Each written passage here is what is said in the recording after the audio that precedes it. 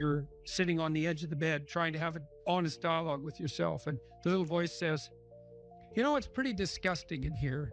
And you think, well, I'm way above such trivial niceties as organizing my room. It's like, well, that's pride. That's arrogance. If you're above organizing what's actually yours, how in the world are you ever going to organize anything else? And so you get on your knees and you think, well, it's time to, you know, take a brush to the toilet.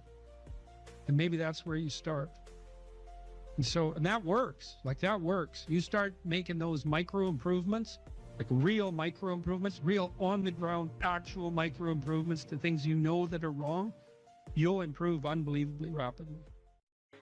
There's always people out there who are doing far better than you on pretty much anything you want to imagine. And if all you're doing is seeing yourself in their reflected light, let's say, then it's going to be pretty damn dismal. But it's not a good comparison because, well, first of all, there's danger in just comparing yourself to others, period, because they're not you. And God only knows what struggles they had to undertake to get to where they were, or what burdens they're currently carrying that you're not aware of. But you can certainly contrast yourself with yourself. And that's a lot better. It is the only way. Well, it's also the only way of really measuring anything approximating proper improvement. You can actually tell when you're a little better than you were yesterday. Right. And you can actually do that. That's another thing that's so interesting about it, is that you can actually make yourself a little better in some way, pretty much, well, I don't know if it's at every moment, but you can certainly do it every day. Let's say you want to become who you could be in the fullest sense. So let's say you're someone who's going to solve some serious problems. Okay, the first thing you have to do is admit to the seriousness of the problems. That's no joke. And so the first thing is just the terror of the problem itself. And that's enough to paralyze you, right? And that's the Hydra, that's the Gorgon with the head of snakes. It'll paralyze you and turn you to stone. That's the basilisk in the Harry Potter series. You look at it and it turns you to stone and lurks underneath everything, right? And it's malevolence and tragedy. And so there's that. And then the next is, well, you're going to take responsibility for that? You're really going to do that, are you? That's a hell of a load, man. And so it's daunting to even consider that. And then there's the discipline and responsibility that necessitates, which is also daunting. It's like, oh my God, the problem's that serious. I'm really going to have to get my act together in order to not contribute to it, much less solve it. And so the problem is terrible. And then the solution is daunting. But the upside of that is like, well, there isn't anything better to have than a problem that's worth solving, like that's really worth solving, right? And so the more of that you take on, the more you have a reason to get out of bed in the morning, no matter what. Like, I'm getting up, I'm trudging forward. Doesn't matter what I'm suffering from. I've got things that need to be done. They're necessary. And that gives you that sense of purpose that is the antidote to bitterness. Okay, well, let's say you want your life to be meaningful. It's like, okay, then what you do matters. It actually matters. Or how starting to clean up the room changed their life. That's quite fun because it's something I always tell people to do instead of going out and protesting. Jesus, I just can't stand that. Cleaning up the room? Yeah. Meaning? Well, my sense is that if you want to change the world, you start from yourself and work outward because you build your competence that way. It's like, I don't know how you can go out and protest the structure of the entire economic system if you can't keep your room organized. Well, I made a video which was called Message to Millennials, where it was called How to Change the World Properly.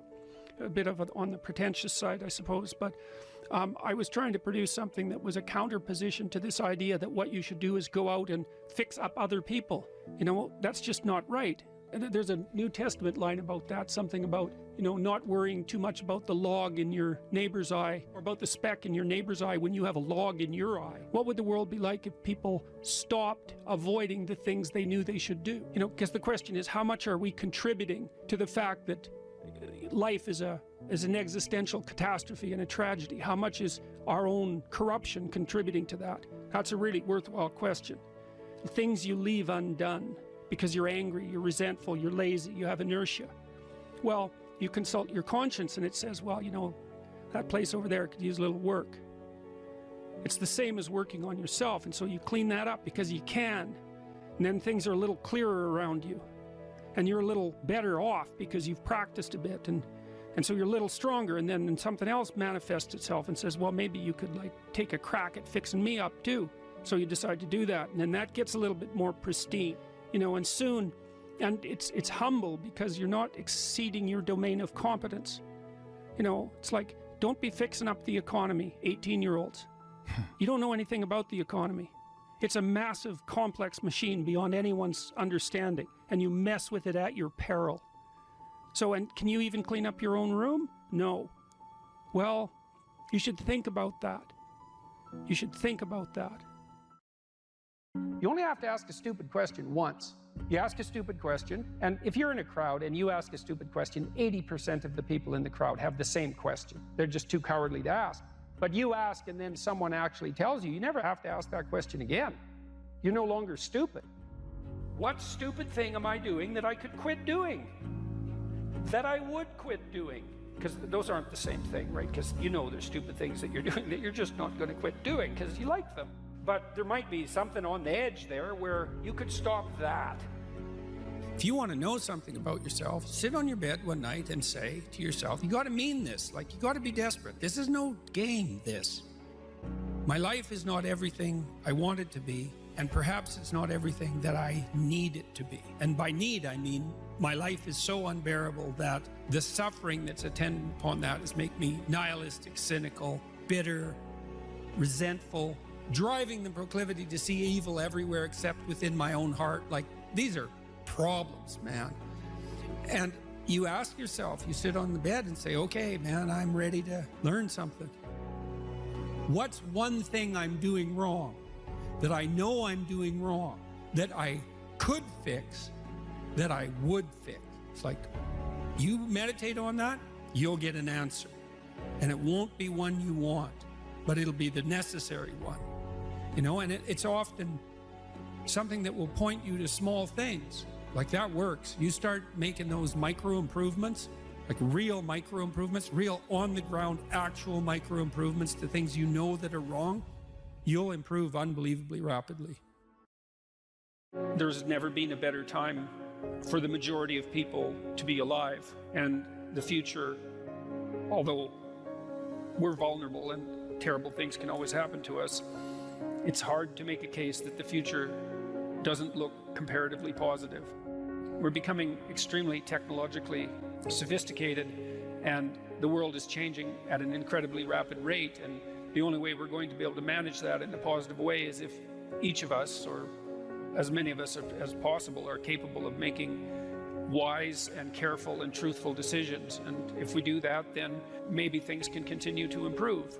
You don't get people to stand up on their own 2 feet and to adopt responsibility if everything is given to them. And that's a real conundrum.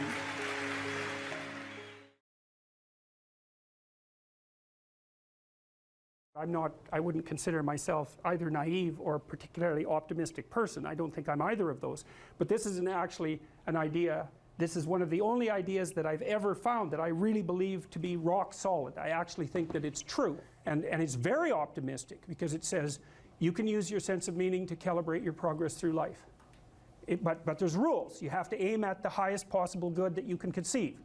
Now, and that's subject to update, because what the hell do you know? But you start by aiming at the star you can see rather than the dimmer one that you can't yet perceive. And then you decide that you're going to do that honestly, right? That's a big decision. So the first decision, I think, in some sense, is a decision of love. You're going to decide that being is worthwhile and that you're going to work for its betterment. And that's a decision that's based on love. And the second decision is based on truth. Having made that decision, you're going to play a straight game. Having made those two decisions, I think that you can allow your sense of meaning to calibrate your pathway. And then what's so interesting is that you hit a state that's as close to paradisal as you're going to hit right away, because being engaged like that, it's better to be engaged in the solution of a complex problem than not to have a problem at all. And that's no different than saying it's better for there to be being than non-being, because being is a problem. And so if you want to have no problems, then you have no being. And you could say, well, being is so miserable that maybe that's the route we should take. And fair enough, but maybe you can have your cake and eat it too. You can have the damn problem. It can be a problem worth solving, and you can be so engaged in solving the problem that it justifies the fact that the problem exists. and then you get to have the problem and the solution at the same time, and maybe that's better than not having the problem at all. And I believe that, because one of the things I have seen, and I've seen this being so interesting when I've been lecturing to people, especially more recently, and this has also manifested itself on YouTube. I'm talking to people a lot about responsibility, and it's young men in particular that seem to be responding to that, and I think that's partly because I think that young women, in some sense, have their responsibility map already laid out for them. It's also less voluntary in some sense for women, because they have more complicated problems to solve in the first part of their life, right? Because they have to get the family problem solved. But whatever. I've been talking in a very delineated manner about responsibility, which is a strange thing to sell to people, but responsibility is what gives your life meaning. And so then you might say, well, then take on ultimate responsibility. And what happens? You have an ultimately meaningful life. And then you might say, well, if your life is ultimately meaningful, it doesn't matter if it's punctuated by tragedy or even predicated on tragedy. It's worth it. And I think that's true. And everything I've seen indicates to me that's true. Every time I get my clients to take on more responsibility, you know, and it isn't an injunction. You're a bad person, you should take on responsibility. It has nothing to do with that. You can define the damn responsibility. It isn't something that someone else should impose on you. It's not a matter of doing what you should do in some abstract manner. It's not that. It's the choice of what game you're going to play. And you know, you can play the game of the seeker, I would say, and if you play that game, then everyone wins. And it's the best game you can play. And so the answer, in some sense, to the tragedy of life, to the catastrophe of life, to the fall, is to adopt the responsibility of mortality that goes along with that, and to play that game maximally. And paradoxically, it's in the willingness to do that that the solution emerges.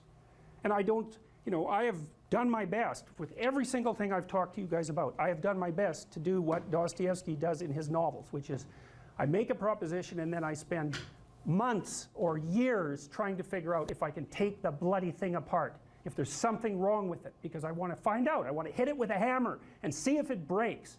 And what I've been trying to do is to tell you all the things that I've gathered, let's say, or laid out or articulated or discovered over the last 30 years that I have not been able to break with the biggest hammer that I could take to them. And I guess that's the fundamental one, is that I believe that the idea that lurks in these images,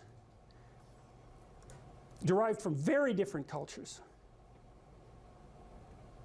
it's the same idea. Life is suffering. Right. Indisputable.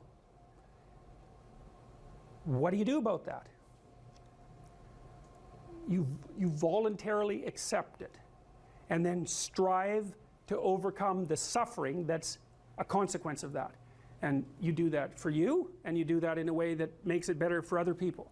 And then that works. And one question might be, well, how well does it work? And the answer is, the only way that you can find out is by trying it.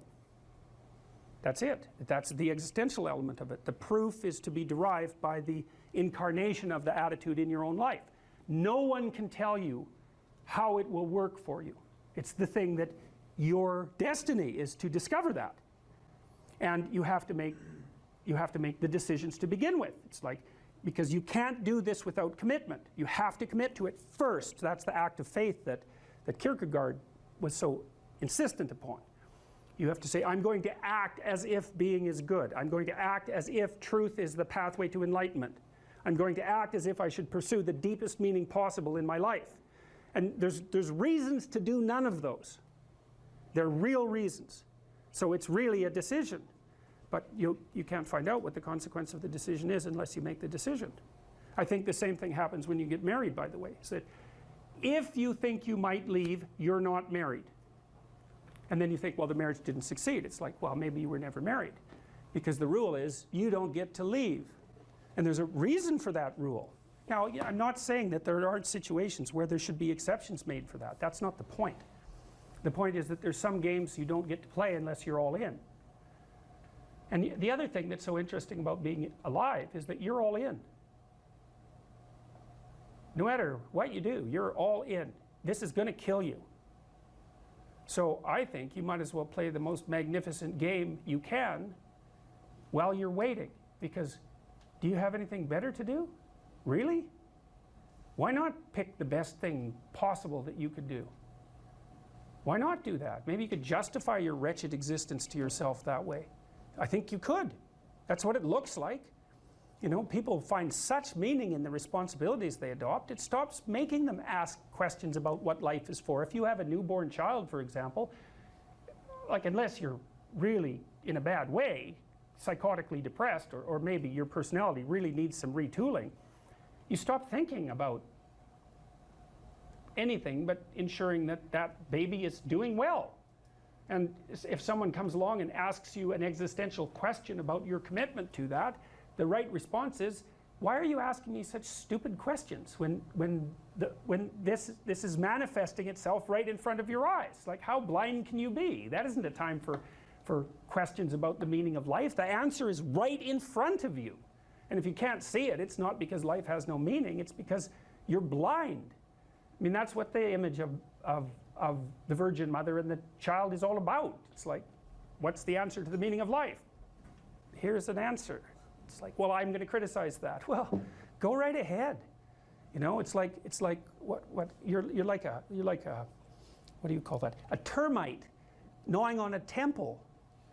There's no utility in that sort of criticism. It's blindness. And it's the same thing with regards to the path of the hero. It's like it glistens in front of you and you can criticize it. It's like,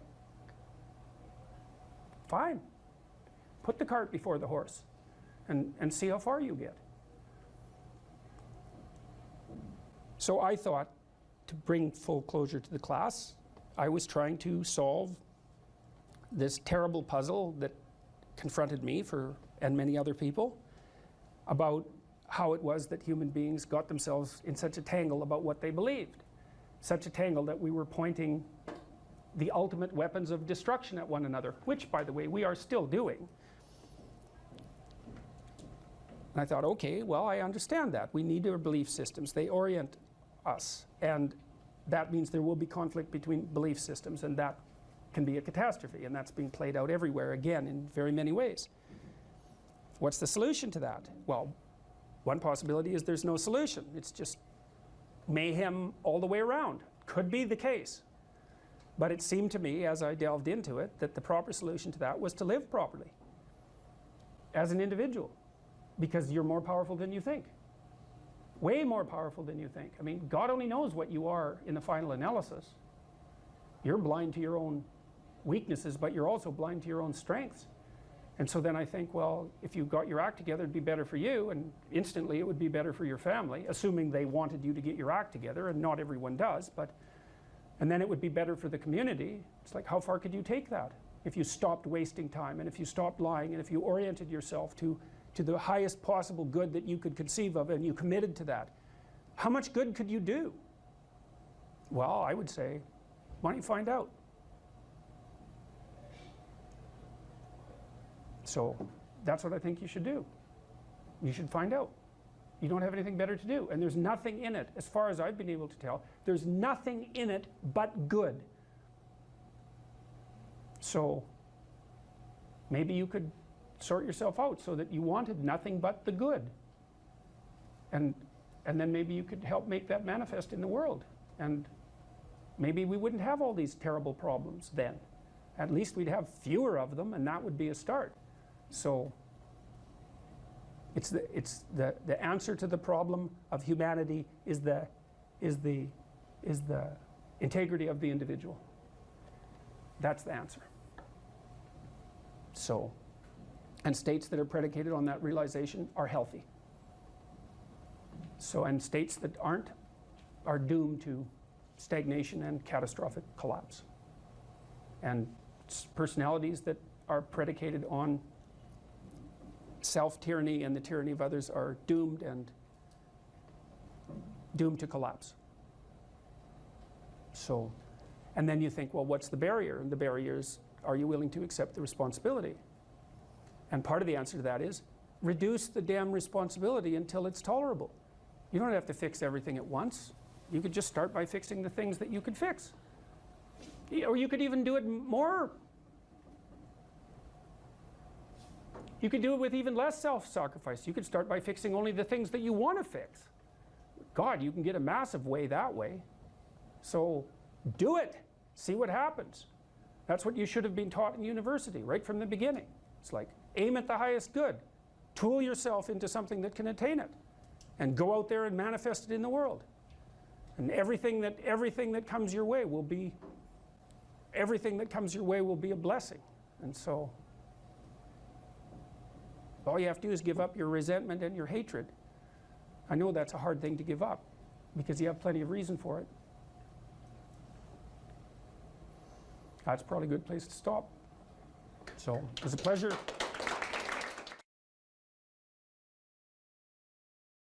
Something like a general theory of meaning. That's really what I've been working on, I would say, for 35 years. Something like a general theory of meaning. And so I'm going to see if I can deliver the whole damn thing in 35 minutes. So, which I've never really been able to manage.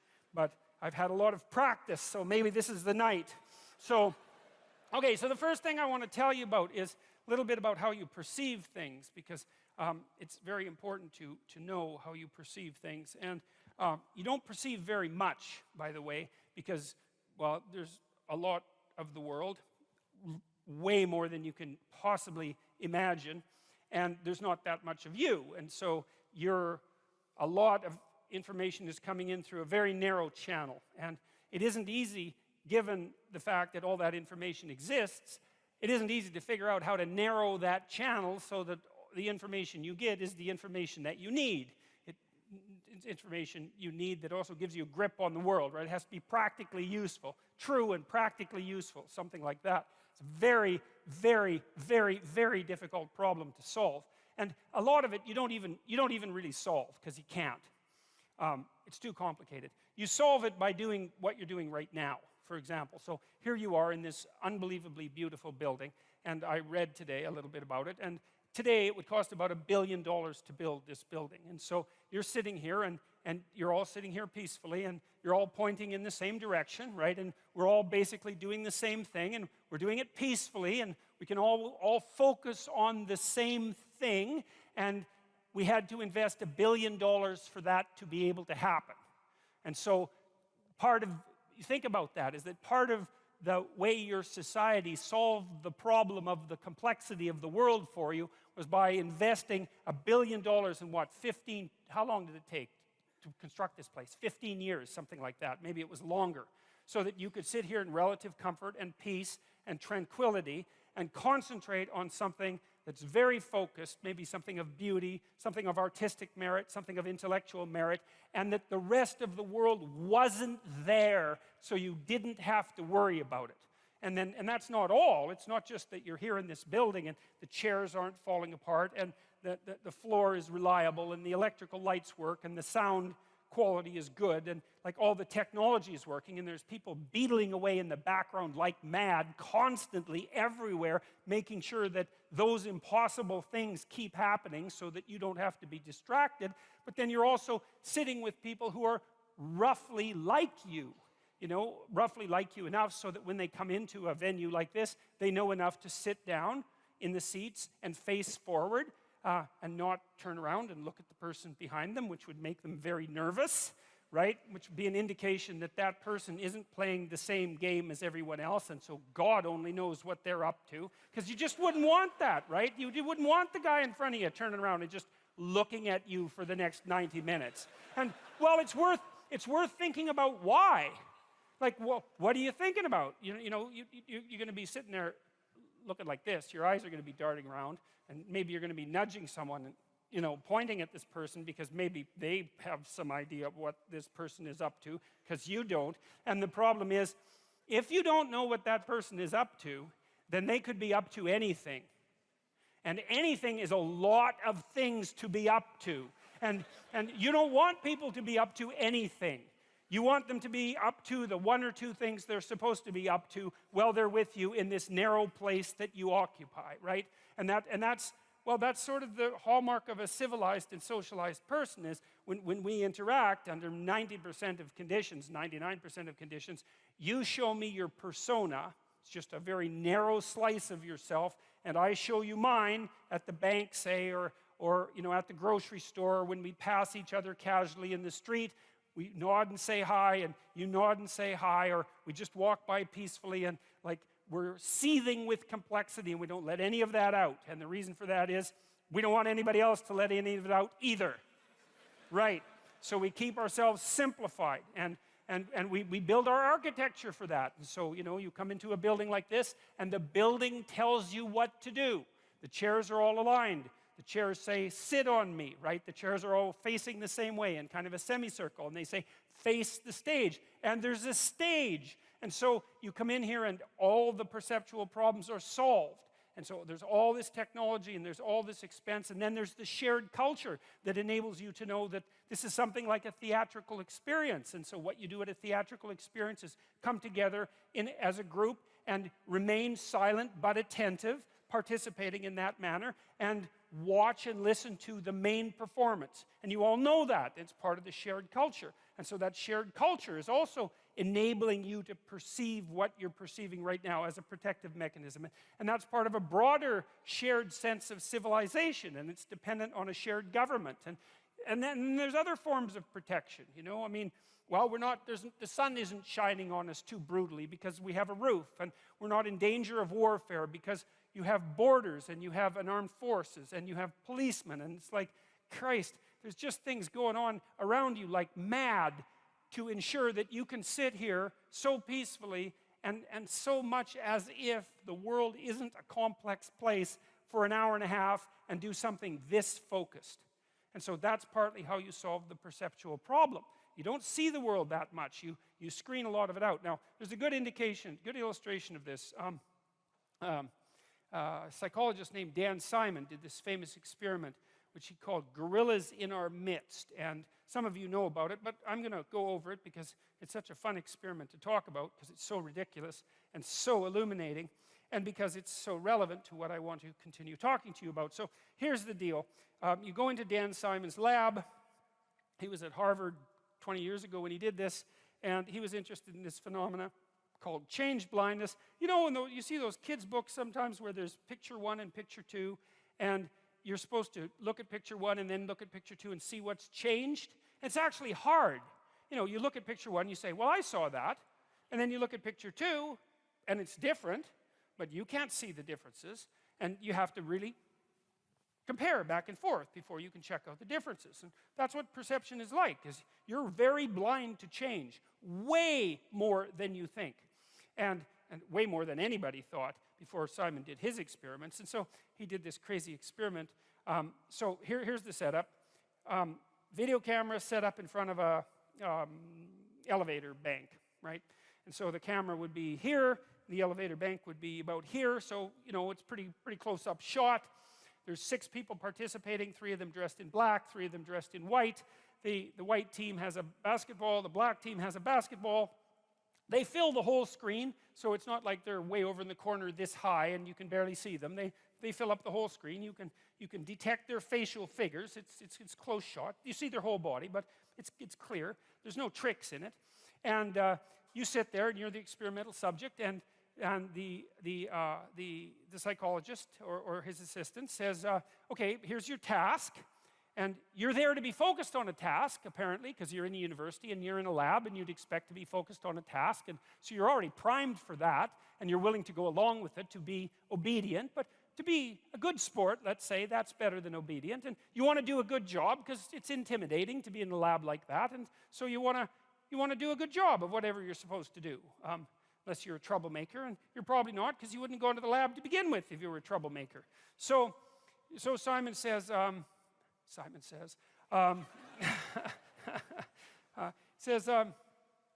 count the number of times, like the white team is going to throw a basketball back and forth, variety of ways, for 3 minutes. Just count how many times they manage it, and they're going to bounce it and throw it directly and all that. And so the black team and the white team start to mill around on the video, and they're tossing the basketball back and forth, and you're watching the basketball very intently with the central part of your vision. Now, the central part of your vision is very high resolution, and you can tell this. It's pretty easy. I'll show you. I don't know. No, this probably won't work because I think the theater is too big to do it. But we could try it, I guess. So look at my finger, all right, but pay attention to my face. Now that's hard, because usually when you pay attention to something, you look right at it. But I don't want you to do that. I want you to pay attention to my finger and look at my face. And what should happen, except perhaps for those of you who are quite a distance at the back, is that you'll notice that you actually can't see my facial features. So for example, if I look at even somebody in the third row, if I look directly at you, I can see your facial features fine.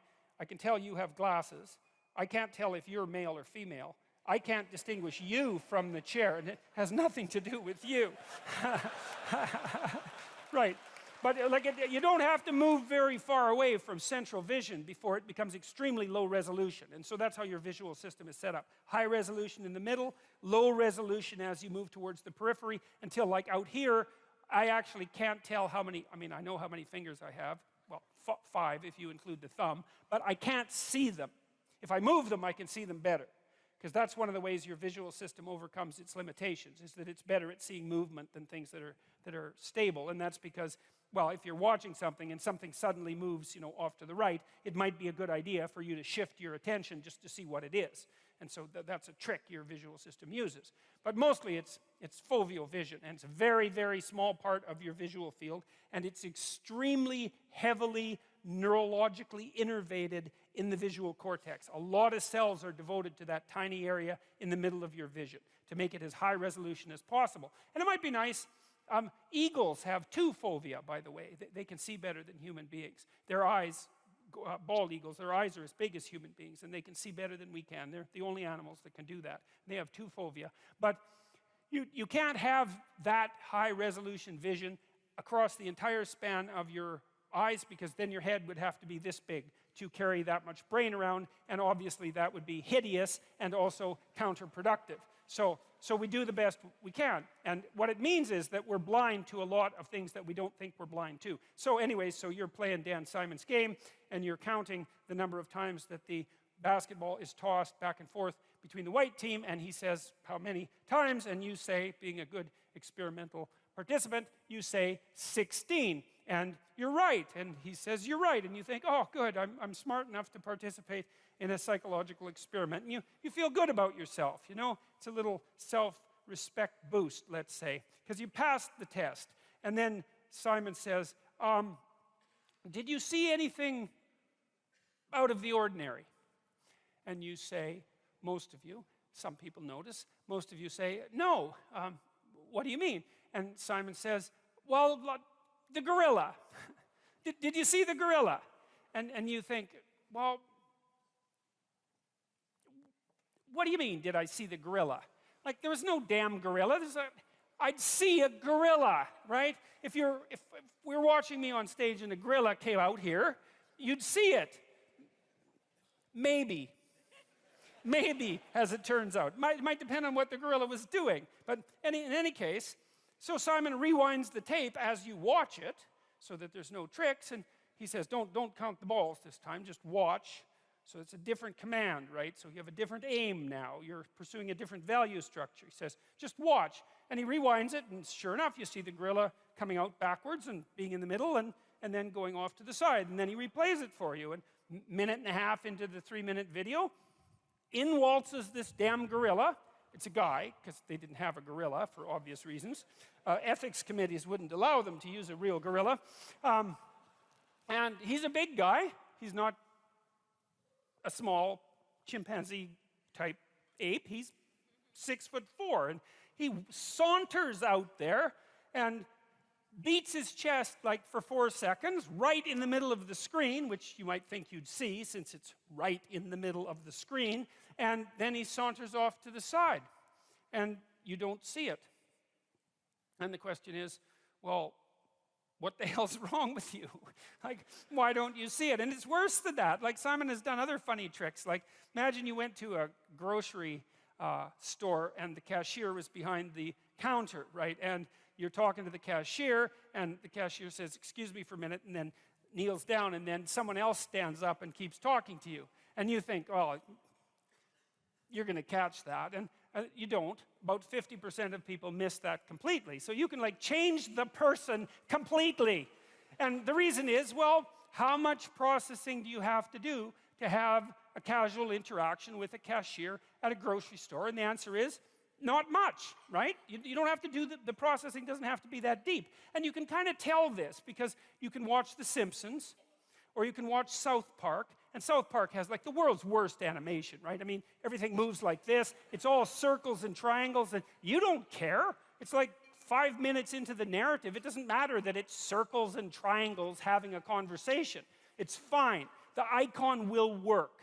And that's a good rule for perception, is you use the simplest possible perceptual scheme that you can manage to get yourself from point A to point B, right? It's a map. You don't see the world. You see an iconic representation of the world. And then the question is, what makes the iconic representation sufficient? And I suppose sufficient means a couple of things. One thing it means is tolerable, right? It doesn't cause an excess of suffering and degeneration.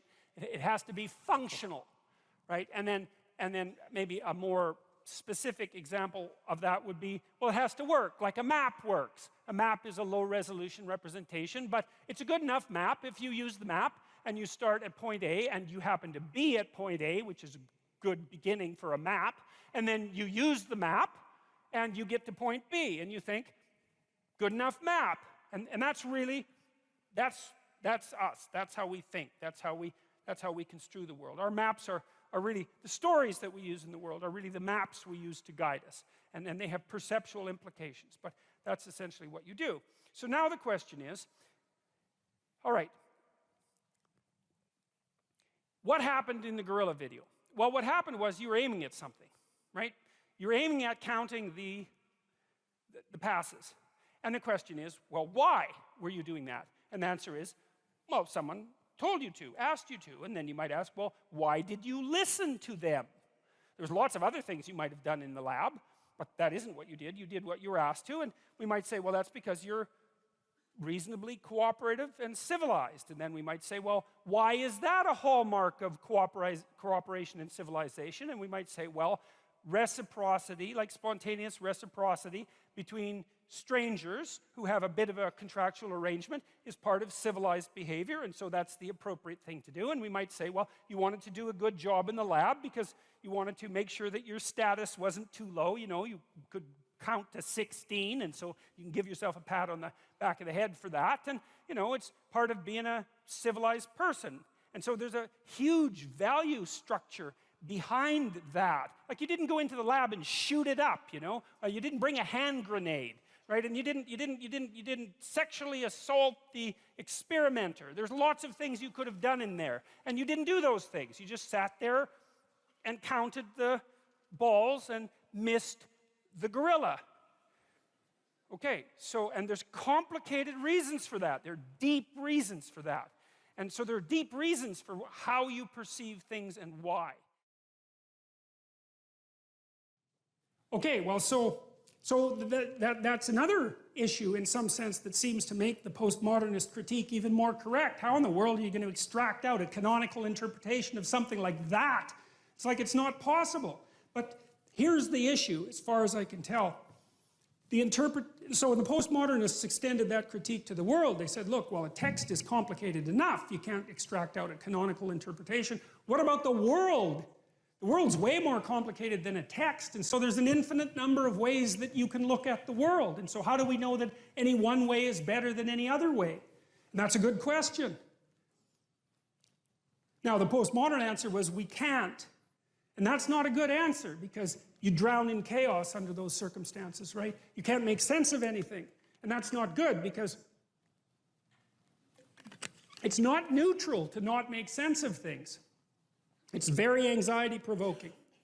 It's very depressing, because if things are so chaotic that you can't get a handle on them, your body defaults into emergency preparation mode, and your heart rate goes up, and your immune system stops working, and like you burn yourself out. You age rapidly because you're surrounded by nothing you can control. That's an existential crisis, right? It's anxiety-provoking and depressing, very hard on people. And even more than that, it turns out that the way that we're constructed neurophysiologically is that we don't experience any positive emotion unless we have an aim and we can see ourselves progressing towards that aim. It isn't precisely attaining the aim that makes us happy. as you all know if you've ever attained anything, because as soon as you attain it, then the whole little game ends. Then you have to come up with another game, right? So it's Sisyphus. And that's okay, but it does show that the attainment can't be the thing that drives you because it collapses the game. That's what happens when you graduate from university. It's like you're king of the mountain for one day, and then you're like surf at Starbucks for the next 5 years, you know? So, yeah. So what happens is that human beings are weird creatures because we're much more activated by having an aim and moving towards it than we are by attainment. And what that means is you have to have an aim, and that means you have to have an interpretation. And it also means that the nobler the aim, that's one way of thinking about it, the better your life. And that's a really interesting thing to know because, you know, you've heard ever since you were tiny that you should act like a good person and you shouldn't lie, for example. And you might think, well, why the hell should I act like a good person and why not lie? I mean, even a 3-year-old can ask that question because smart kids learn to lie earlier, by the way. And they think, well, why not twist the fabric of reality so that it serves your specific short-term needs? I mean, that's a great question. Why not do that? Why act morally? If you can get away with something and it brings you closer to something you want, well, why not do it? These are good questions. It's not self-evident. Well, it seems to me tied in with what I just mentioned. It's like, you destabilize yourself and things become chaotic. That's not good. And if you don't have a noble aim, then you have nothing but shallow, trivial pleasures. And they don't sustain you. And that's not good because life is so difficult, it's so much suffering, it's so complex. It ends and everyone dies and it's painful. It's like without a noble aim, how can you withstand any of that? You can't. You become desperate, and once you become desperate, things go from bad to worse very rapidly when you become desperate. And so there's the idea of the noble aim, and it's not something, it's something that's necessary. It's the bread that people cannot live without, right? That's not physical bread. It's the noble aim. And what is that? Well, it was encapsulated in part in the story of Marduk. It's to pay attention. It's to speak properly. It's to confront chaos. It's to make a better world. It's something like that. And that's enough of a noble aim so that you can stand up without, you know, cringing at the very thought of your own existence so that you can do something that's worthwhile to justify your wretched position on the planet. So now the literary issue is that, so look, you take a text, you can interpret it in a variety of ways, but that's not right. This is where the postmodernists went wrong because what you're looking for in a text, and in the world for that matter, is sufficient order and direction. So then we have to think, well, what does sufficient order and direction means? Well, you don't want to suffer so much that your life is unbearable, right? That just seems self-evident. Pain argues for itself. I think of pain as the fundamental reality because no one disputes it, right? I mean, even if you say that you don't believe in pain, it doesn't help when you're in pain. You still believe in it, right? You can't pry it up with logic and rationality. It just stands forth as what the fundament of existence, and that's actually quite useful to know. Say, well, you don't want any more of that than is absolutely necessary. And I think that's self-evident. And then you say, wait a minute, it's more complicated than that. You don't want any more of that that's necessary today, but also not tomorrow and not next week and not next month and not next year. So however you act now, better not compromise how you're going to be in a year, because that would just be counterproductive.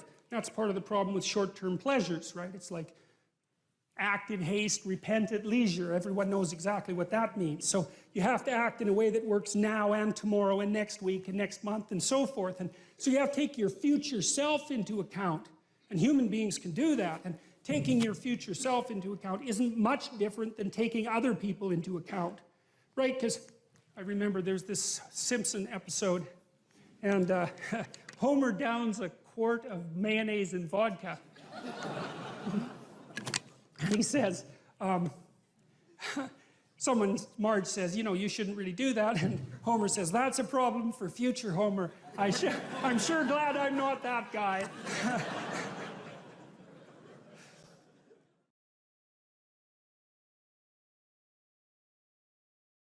What steps should someone take to start developing delayed gratification when they constantly give in to instant gratification? Well, okay, imagine, I know the answer to this to some real degree because I had graduate students in particular who I picked because they were very smart and often very creative, but sometimes they weren't very conscientious. So they had a hard time delaying gratification. And so, well, I would say, if you would like to discipline yourself, which is a very good idea, you need to pick a direction. Pick a direction you want to go first. Pick a goal you would like to attain. And a medium to long-term goal. You might imagine something you need and want, some attainment that would motivate, whose pursuit would motivate you. And you can ask yourself that. It's a good question to ask yourself in general, you know. This is a very good question to ask yourself is, if you could have what you needed and wanted, what would that be? And that's a meditative question. You don't want to force an answer out of yourself. You want to ask yourself that like you would ask someone else. If I could have what I wanted, what would that look like? And you can ask yourself that in a more differentiated way. If I could have the relationship that I needed and wanted, if I could have the friendships, if I could have the job or career, if I could have the educational pathway, if I could adopt civic responsibility in an optimized manner, if I could engage in some creative enterprise, if I took care of myself properly, if I regulated my susceptibility to temptations, what would that look like if it was optimized? And then that sets you up a goal that has some motivational force. This is worth doing. And then you might find, well, you don't do it anyways. And then I would say, well, that's because you're biting off more than you can chew. The next goal is to take your goal and to fragment it into micro goals until you find a micro goal that's small enough that it still presents some challenge that you will do. And so I've become, one of the things I'm known for, I suppose, is my advice to people to clean up their rooms. And the people who think I'm their enemy laugh about that rule because of its simplicity, let's say. But the only reason they think it's simple is because they've never tried it. It's actually extremely difficult. And it was very frequently the case that, well, it's very difficult to put your room, your office, your bedroom in order.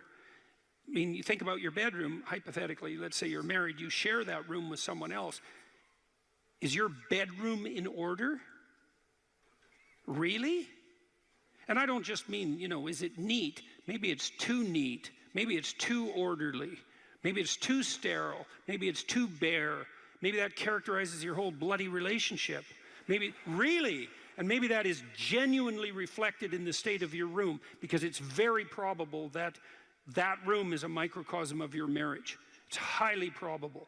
And so what that would mean is to organize that room would require the organization of your marital life, not least because if you want to put that room in order, you're going to have to negotiate with your wife about how that's going to be done. And while you're making that negotiation, even in relationship to the micro details, you're going to encounter almost everything that's wrong with your relationship. And so you might ask yourself when you walk into your bedroom, I hate this bedroom. It's like, you should really think that through. And then you need to think through what you would need to do so that you love that room, or even more complexly, so that you both loved it. Because that's a tough thing to attain, boy, because you're going to have differences in taste, you're going to have differences in orderliness. There's all sorts of things that you're going to have to negotiate in order to make that room you both inhabit jointly desirable. Anyways, you set yourself a goal, ask yourself what goal you want to set, and then break the goal down into steps that are small enough so that even someone as pathetic as you could manage them.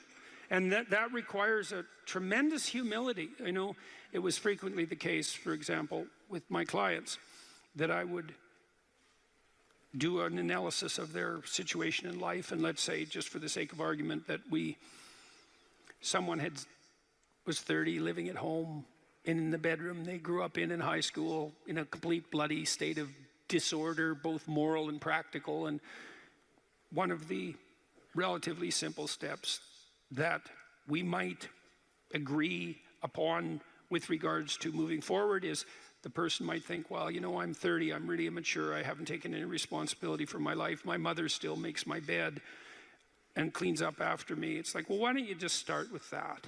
You know, because you're not going to just fix your life. Why don't you just try to clean up your room like you're a mature 14-year-old instead of a dreadfully dismal 30-year-old.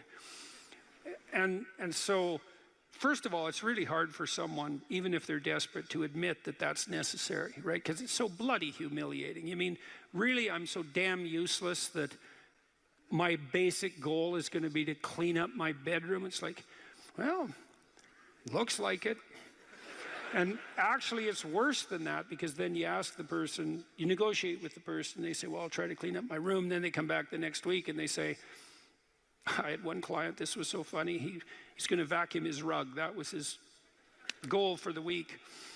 He just had a child out of wedlock, and he was afraid that he was going to be a very bad father, which was a very realistic fear. And so he wanted to put himself together, you know, and so that's why he came to see me. And he lived in this squalor, and one thing we decided to do was that he could vacuum the rug, which he hadn't done for like 12 years because his mother would do it.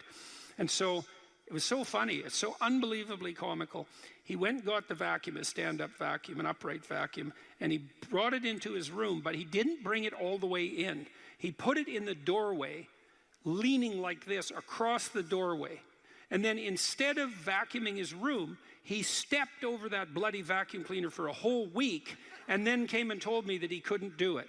It's like, it's not surprising to me at all, because you think, well, that's such a trivial thing. It's like, if it was such a trivial thing, he'd have a clean room. It's not trivial at all. That chaos in his immediate environment was deeply emblematic of the chaos of his life. They were the same thing. And so for him to even begin the process of bringing order to chaos, which is a divine process, by the way, and the highest moral requirement, he had to be willing to face the catastrophe, the chaotic catastrophe of his life. And he hadn't done that for like 30 years. Why was he going to start that week? Just because he said he was going to? It's like, good luck. So what you do as a therapist in that situation is you just make the task smaller until you find a task so small, but still moving forward, that the person will do. So I might have said, I don't remember the particulars of the situation, I might have said, well, do you think you can get that vacuum cleaner, do you think you could move it out of the doorway into your room? That's all you have to do this week. Do you think you can do that? And I'd say that and offer that without being contemptuous. Like, you have to be very careful about such things. And I know that this is more complicated than it looks. And I also know that the first step taken towards the domination of chaos and its transformation into order is a cardinal and difficult step. And so you can make it small, and that's fine, it'll still work. So I might say, well, just move the vacuum cleaner inside your room. And then I would also say to someone in that situation, don't do more than that.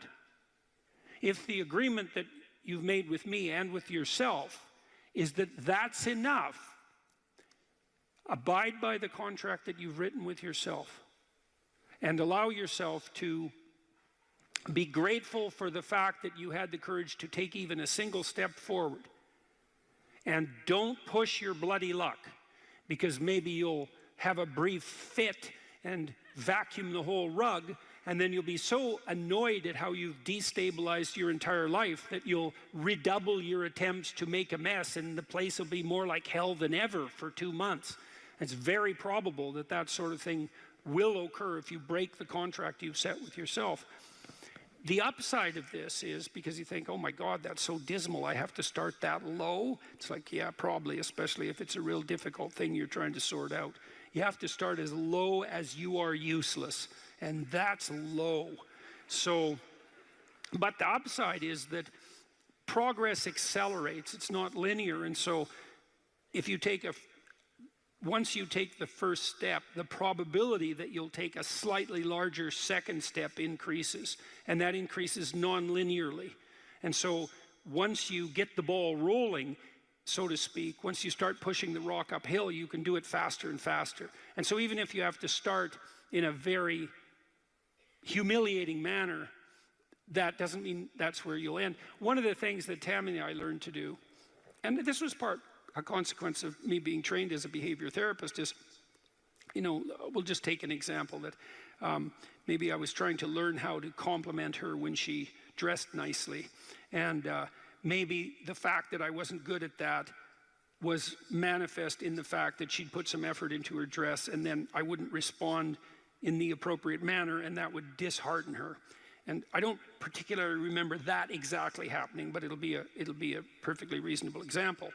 And so then she would be displeased. And then the question would be, well, is she displeased because I'm too stupid to offer a proper compliment, or is she displeased because she's so needy and lacking confidence that she needs a compliment that would go beyond the ordinary? And the answer is, what the hell do we know? Could be one or the other or both.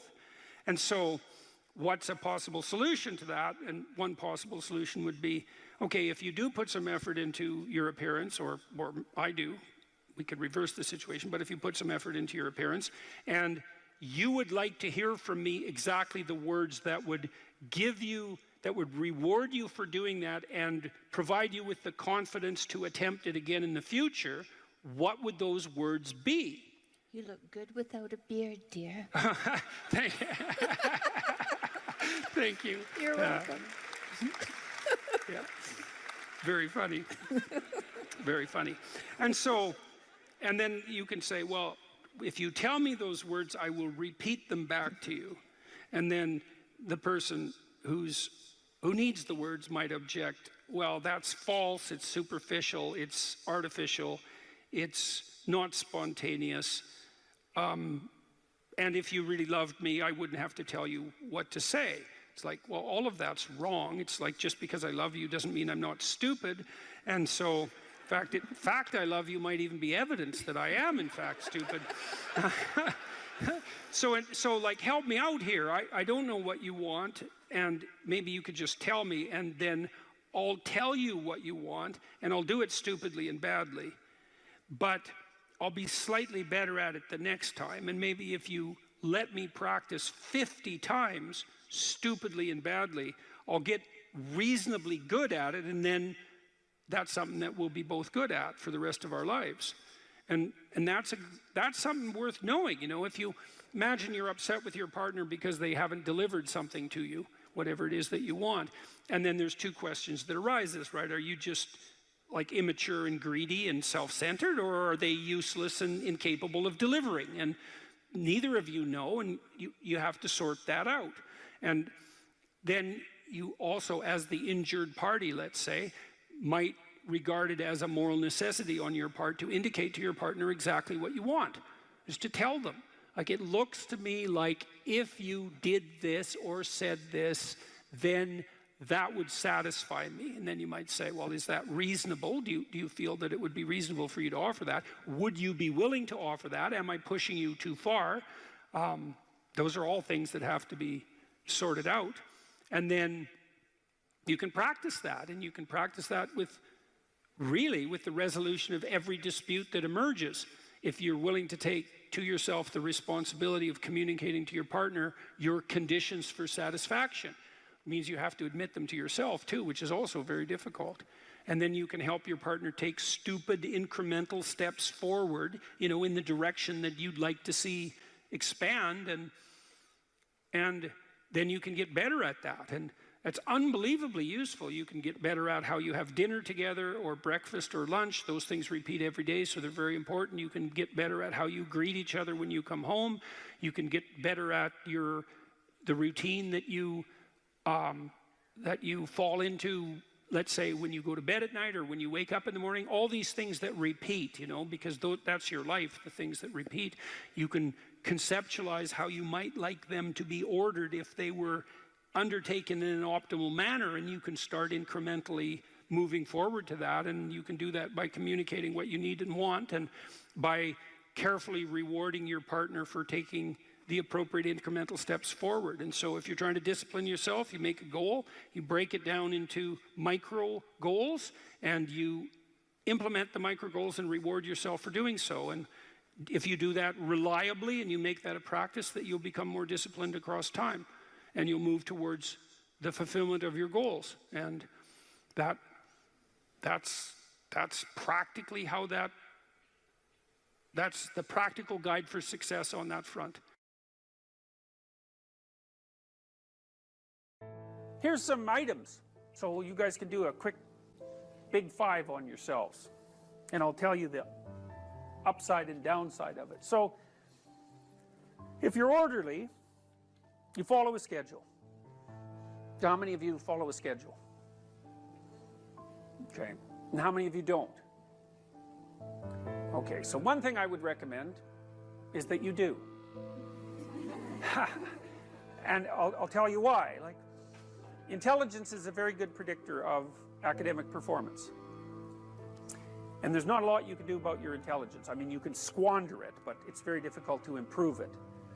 Conscientiousness, well, it's a trait too, so it's hard to work on, but we know that conscientious people get better grades. And it's reliable, and it's a powerful effect. And so, if your time use is organized, then the probability that you're going to be successful is very high. So, one of the things you might think about is make friends with a calendar, like Google Calendar or something like that. And I can tell you some tricks about that, because really it is important. Like, and I'm not kidding around about this. If you're low in conscientiousness, it's really going to trip you up as you walk through life. There's not very many advantages to it that I've been able to see. And I'm not assuming that just because you don't follow a schedule, you're low in conscientiousness, but it is one of the items that mark it. The advantage I've seen so far to being unconscientious is that if you become unemployed, it doesn't bother you as much. And I mean, that actually turns out to matter in some situations. So like, you know, if a big company has to shed 50% of its employees, it's the conscientious people are going to suffer themselves to death for it. And the unconscientious people, they're not going to care anyways, because they weren't working anyway. So it doesn't matter if they have a job or not. So here's one way of thinking about making use of a schedule. Often people are afraid of schedules because they think of them as a trap. You know, you make a schedule and it's like this little prison that you have to live inside. And, you know, and all you're doing in your schedule is putting down things you have to do or should do. And so, you know, there's not a lot of fun in that. And so not only is it a trap or a prison, but it's kind of an unpleasant one. But a way to work with the schedule in a lot more sophisticated way is to think, well, I'm going to plan the next week, say, because you plan it day by day, but we'll take the week as the unit level of analysis and think, well, I'd like to plan a week I'd like to have. And then your schedule all of a sudden becomes a tool for increasing the quality of your life. And that's a whole different issue, you know, because you might think, what's the emotion that you suffer, assuming you suffer one of these emotions? If you have an essay that's due and you're not doing it, like, would you regard that as a pleasant emotion or unpleasant emotion? Okay, so do you think you can characterize the unpleasantness? Like, what kind of emotion is it? It's guilt, okay. Anything else? Frustration? Yeah, so you're sort of frustrated with yourself. Yeah, you need a slap, right? You think, I need a slap. So, okay, so guilt, anything else? Anxiety? Restlessness? So that's kind of an agitation. Yeah, it's because your body knows you should be doing something, but you know, you're not pointing it in the right direction, so it's shame? Is that reasonable? So, okay, so the reason I was asking you about that is because, you know, most of the negative emotions are associated with neuroticism, but some of them seem to be associated with conscientiousness. And the conscientious negative emotions seem to be guilt and shame, fundamentally. And so recent research, and really recent, I only got this paper like a week ago, I think it's about 4 months old, seem to indicate that conscientious people feel less guilt, but they're more guilt prone. So if they don't do something, that makes them guilty, but they organize their time so they are doing the things they're supposed to do, so then they don't feel guilty. So anyways, back to the schedule. So, all right, you think about your week and you think about your day, and you think, well, how would you improve the quality of a given day or a given week? Well, one of the ways of improving it is to not put yourself into the situation where there are things hanging over your head that you have to feel guilty and ashamed about, because that's a very unpleasant way of being. And you know, if you have an essay that's due in a week and you're procrastinating, then the fact that you have to do that essay can ruin the whole week. And even when you're doing something that's positive, hypothetically, it's kind of that horrible kind of positive that you experience when you know that you should be doing something else. And so that's when you end up watching YouTube videos about like dancing cats or something like that. You know, and it's at best it's a guilty pleasure. It's not a pleasure at all. You think like, what the hell am I doing watching videos of dancing cats, you know? But then you know that you're procrastinating, and that's low quality, very low quality existence. So if you use your schedule, you can think, okay, well, here's some times that I'm going to do this work. And then you can also sort of ask yourself about that when you're designing your schedule. Because you don't want to design a schedule like you're Adolf Hitler telling yourself what to do, you know, because you're not going to comply with it then. What you have to do if you're going to design a schedule is you have to ask yourself, all right, I'm going to set aside some time to study over the next week or to do this essay or whatever it is. How much time would I actually spend studying? An hour or two a day might be a worthwhile thing to schedule in, and I would say don't schedule in more than that to begin with, because then you'll fail and then you'll stop using the schedule. And so the other thing you want to do is you want to schedule in things that you want to do, and then you want to look at the day or the week and you want to think, hey, that's a week I'd like to have. If I had a week like that, it would be good. You know, I'd be caught up so that all that negative emotion doesn't have to accrue. And I would have done a bunch of things that I'm interested in doing, and at the end of the week I'd be in better shape than I was at the beginning. And if you treat a schedule like that, so that what you're using it is to design the days and weeks that you want to have, instead of using it as this little, you know, jail that you have to put yourself in that you're not going to do anyways, then you can learn to use them. And that's one thing you can do to make yourself more industrious, more conscientious. Follow a schedule. I've told people to learn to use a schedule, and people often hate schedules because they act as their own tyrants, right? They say, well, you have to do this unpleasant thing, and then here's another unpleasant thing you have to do, and then you have to do this unpleasant thing, and you do that for about 3 days, and you think, to hell with this, I'm not doing that, you know, and you fall off the wagon. That isn't what you're supposed to do with a schedule. You're supposed to use it to design the days that you would like to have if you were taking care of yourself. And so some of that is, you know, you wake up in the morning and you think, here's 5 things I have to do that if I don't do, my life will be worse. It's like paying bills, for example, or taking out the garbage. It's like you have to do those because otherwise things degenerate. So you got to put some of those in the schedule, because otherwise tomorrow is worse than today, and that's a bad trajectory. But you also want to build in things, you know, you've got to act in some sense like you're dealing with a relatively recalcitrant 9-year-old. It's like, so, well, here's some things you have to do, but here's some things that if you do, you could reward yourself with. And if you get the balance there between obligation and reward right, then you'll find that you're motivated to do the things. And that's what you want to do. You want to do that so it's sustainable across days and weeks and months. And so you got to treat yourself like a good boss would treat a valued employee, and not like a tyrant would treat a slave, because the slave will rebel. And, you know, people say, well, I don't follow through on my plans. It's like, well, A, they're probably not very well formulated, and maybe you're doing them because of an external moral obligation or something. They're not really your plans, right? And B, you're acting like a tyrant and a slave, and that's a bad relationship to have with yourself. Treat other people as you would like to be treated. It works both ways. You also treat yourself like you treat other people properly. So that's a necessary thing, and often people don't do that. But the scheduling is really important.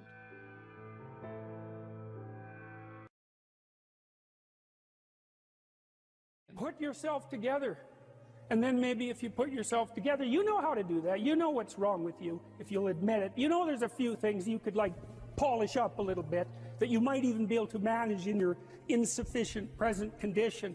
And so you might shine yourself up a little bit, and then your eyes will be a little more open, and then you can shine yourself up a little bit more, and then maybe you could bring your family together instead of having them be the hateful, spiteful, neurotic, infighting batch that you're like doomed to spend Christmas with.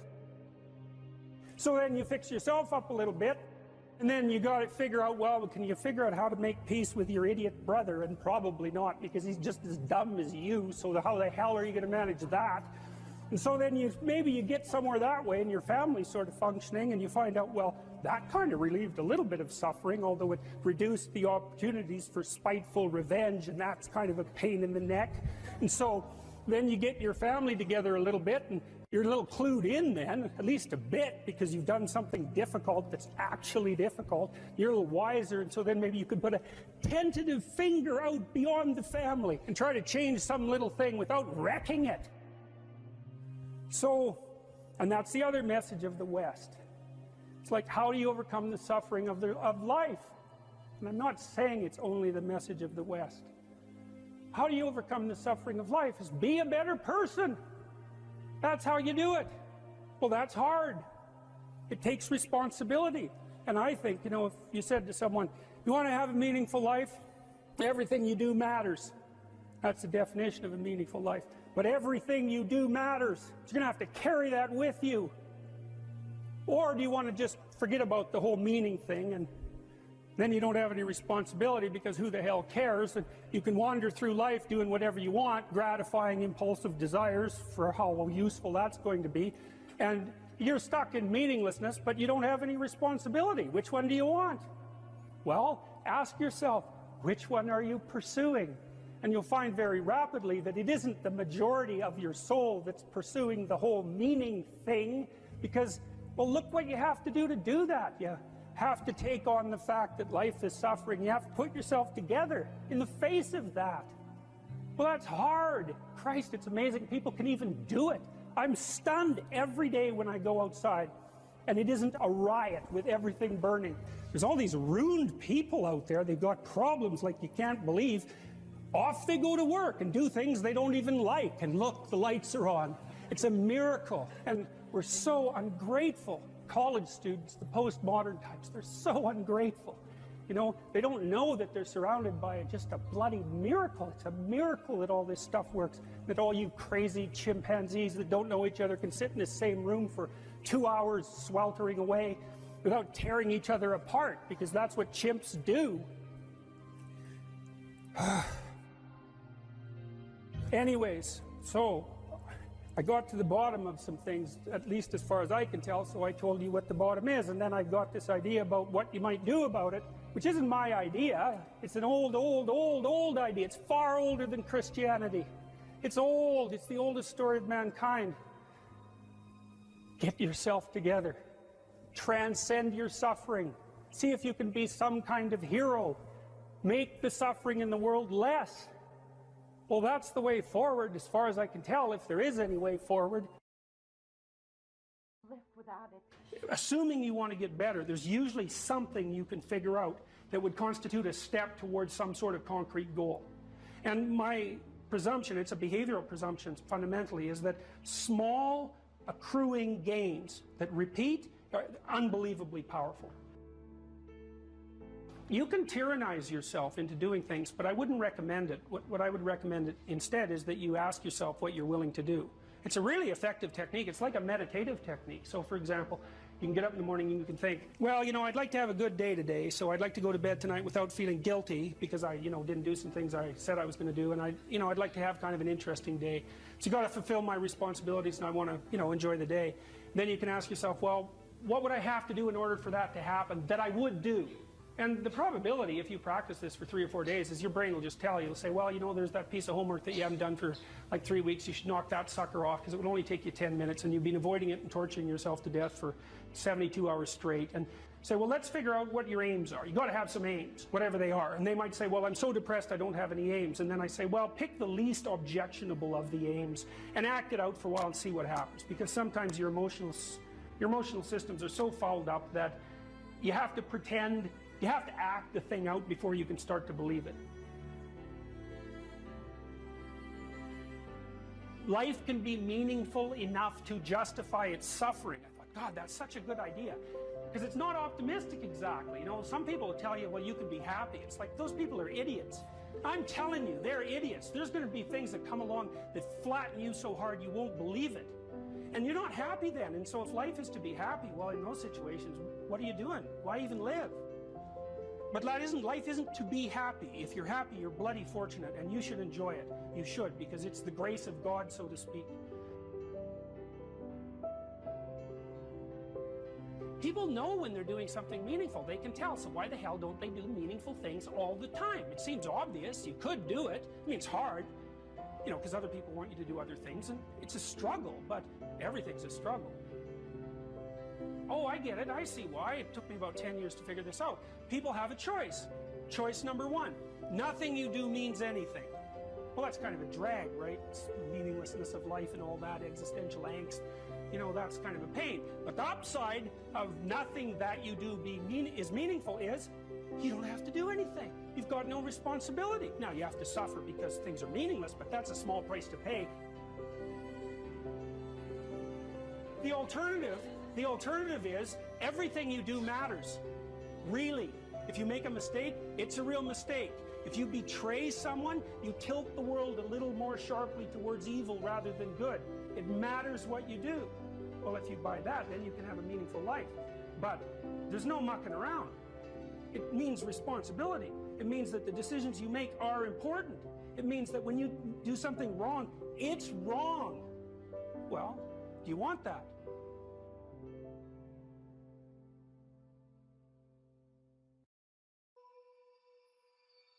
We should make a very clear distinction here that often when people are embittered and resentful and feel like they're victims, it's because really awful things have happened to them. Now, not always, but often. And so then the question is, well, if you're in a situation and something really awful is happened to you or has happened to you, then, well, why shouldn't you feel like a victim? And is there a better alternative? And part of what you were trying to lay out in this part of the book is what those better alternatives are. So part of looking for that hero is to find out from someone else's example. In your case, it was your mother, but these other sources that you described of people who were in a sort of hell in an undeniable sense, but who chose in a very real way to make it as good as it could possibly be given the circumstances. And so they had to turn to sources of power, let's say, and strength and fortitude and resilience that weren't, in some sense, obviously associated with the catastrophe. I mean, in your mother's case, it's a pretty tragic situation. She's a young mother, she has young kids, now she has breast cancer, and she fights a losing battle over a period of 5 years. That's pretty bad. And then you have to ask yourself, given that that's obviously pretty bad, how is it even possible that someone could handle that with not only grace and courage, but the kind of grace and courage that leaves their children with an immovable sense of the ability to prevail in the face of the deepest adversity. I mean, that's really something. You said here, thousands have come before you and they did just fine. So quit your complaining. And it's not because you have nothing to complain about. That's not the case. It's that that's not the right approach.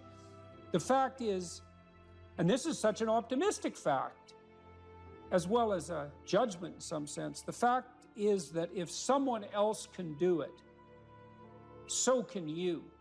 And that's something, right? If you're reading about the great heroes in history, people who are in these terrible situations, and you see someone rise to the occasion, and then you can say, well, that was a person who did that, and I'm a person, and so maybe I have that capacity too, even though I don't know how to approach it. And then some of the rest of your book, much of the rest of your book, I would say in some sense is a guide to help people figure out how they could approach that. One of the things you point out first is, well, notice who you admire. And then maybe try consciously practicing becoming like that. And you know, people are very, very, very, very tough. And it turns out that if you face things, that you can put up with a lot more than you think you can put up with, and you can do it without becoming corrupted. And she did recover quite fully, and much as a consequence of her own machinations, because she figured out what was wrong with her and then took the necessary steps to fix it, which is nothing short of a bloody miracle as far as I'm concerned. And anyways, part of the cat bit is I actually start by talking about our dog, who actually died about a year ago, but he's still alive in the book. I let people know, because dog lovers love dogs, and if you love cats, then they think you don't like dogs, and then they think they don't like you. So I also point out at the beginning of the chapter that, if you want to pet a dog on the street, that's okay too, so you don't have to get up in arms about it. But the idea is that, you have to be alert when you're suffering. You have to be alert to the beauty in life, the unexpected beauty in life. And that's kind of what I was trying to get across with the idea of the cat. There's this cat that lives across the street from us called Ginger, and Ginger's a Siamese cat. And cats really aren't domesticated, technically speaking. They're still wild animals, but they kind of like people. God only knows why, but they do, And so Ginger will come wandering over, and our dog looks at her, but they're friends, and she rolls over on his back, and Seiko used to, nose her a bit, and then she'd kind of mosey over and let you pet her if she was feeling like it that day. And you have to look for that little bit of sparkling crystal in the darkness when things are bad. You have to look and see where things are still beautiful and where there's still something that's sustaining. And you narrow your time frame and you be grateful for what you have, and that can get you through some very dark times, and maybe even successfully if you're lucky. But even if unsuccessfully, then maybe it's only tragic and not absolute hell. And you can do that, in the worst situation. You can make it only tragic and not hell. And there's a big gap between tragedy and hell. There's nothing worse at a deathbed than to see the people there fighting.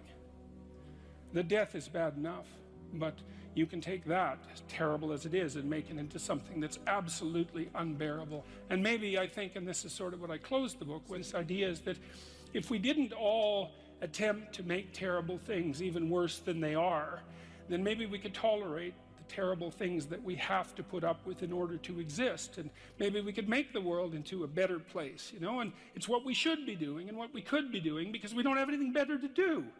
And that's what the book is about, and that's the end of 12 Rules for Life. It's with our fantasy that we first meet the unknown, right? Well, look, say you're going out with a new person. It's like, what do? You project a fantasy on them, and then you fall in love with the fantasy. And aren't you stupid? Because you're going to find out that the match between your damn fantasy and the actual person is tenuous at best. And so Jung would call that a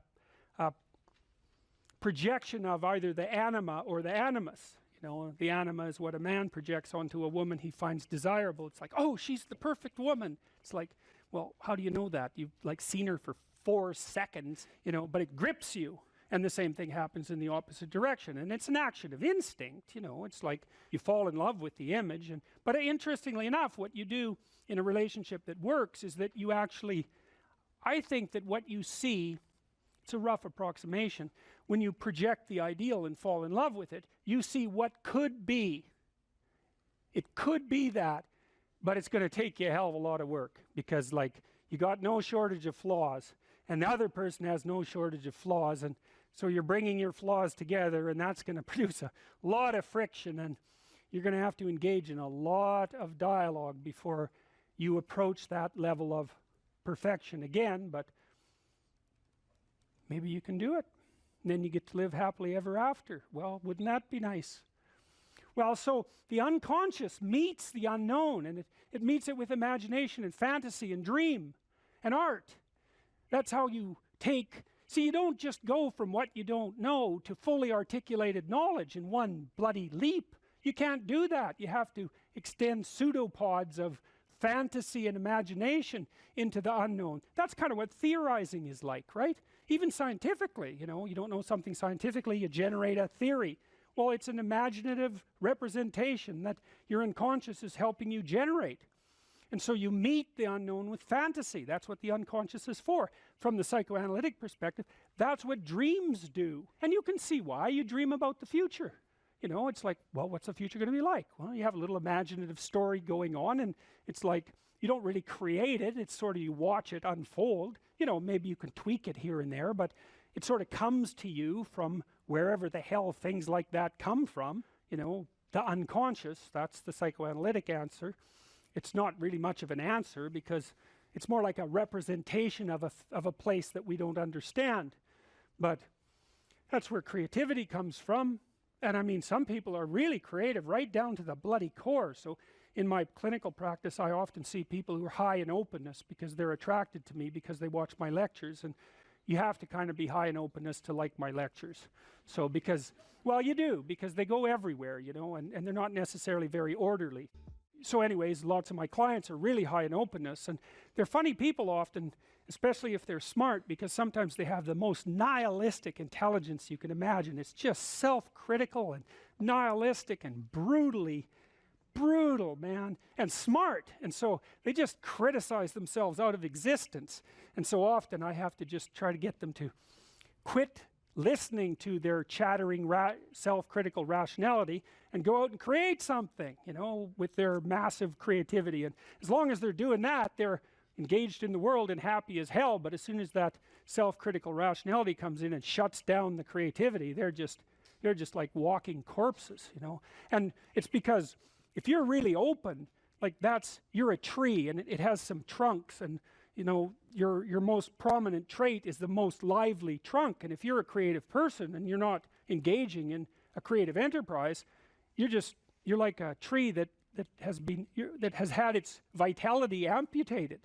And so this is not trivial. This is deeply, deeply, deeply rooted in your biology. And those are people often who have like dream lives you just can't believe. I have one client, he has like 4 spectacular dreams a week, and most of the time we just spend discussing them. I mean, God. And I had another client who could be lucid in her dreams, which is more common among women. She could ask the damn characters what they represented, and they would tell her. It was like, okay, that was pretty weird. And like a lot of the things they told her were really helpful, and they were not things that she wanted to hear. She basically, one of them told her if she was going to live, she'd have to go visit a slaughterhouse. And the reason for that was because she was raised as a little princess and protected from horrible Mother Nature until she hit puberty, in which time she turned into an evil villain, because that's how the family worked. Perfect child, evil teenager, overnight. And then, well, that was hard on her, and she wasn't prepared because she thought the world was princess world, and, you know, she couldn't go through a butcher store without having a fit. And no wonder, you know, like, really, Jesus, you know, it's no wonder, but you do it. But she couldn't, so we used to go to butcher stores, and that would make her cry, and that she was a vegetarian, that would make her cry, and, you know, bemoan the cruelty of the world. And it's like, yeah, fair enough, man, those are bloody slabs of meat. It's like, I don't know why everyone isn't screaming when they walk through the butcher store, but you got to get used to it, man, because you can't live in the world otherwise. And so the dream character, who was a gypsy, told her that she had to go visit a slaughterhouse, which seemed rather impractical. And so I asked her if she could think of anything else to do, and she thought, well, why don't we go visit a funeral home and watch an embalming? And I thought, oh, good, that sounds like a fun way to spend a day. And so I phoned up a funeral parlor, and I said I had a client who was terrified of death. Yeah, and I was a therapist who was also a little shaky on the concept myself. And so they had no problem with that. They deal with death all the time, which is really something to think about, right? A human being can actually have an occupation where they do nothing but deal with death, and they don't go stark raving mad. It's like, what the hell's up with that? It's like working in a palliative care ward where your clients that you know have a relationship, all they're going to do is die this week, next week, the week after. People do that. It's like, those people are tough, man. They're tough. So anyways, we went and watched this embalming, which was, I have a rather high level of disgust sensitivity, so it was a little on the rough side for me. But she sat there, and first while she was not, we were outside this little room, she was not looking at that, man, no way. And she'd kind of go like this, and you know, that was pretty good. And then she'd go like this, and then she'd go like this, and then she watched it. And then she asked if she could go in, and she put on a glove and she touched the body, and she didn't have a fit, she didn't have a panic attack, and so she walked away from there learning that there was a hell of a lot more to her than she thought there was, and that she could see things that she didn't think she could see and live. And after that, she sort of had a touchstone. It's like, well, I'm kind of afraid of this. Well, is it as bad as going to see the bombing? No, it's not that bad. Well, I guess I can do it. It's like an initiation, right? She had an initiation, and so did I, you know.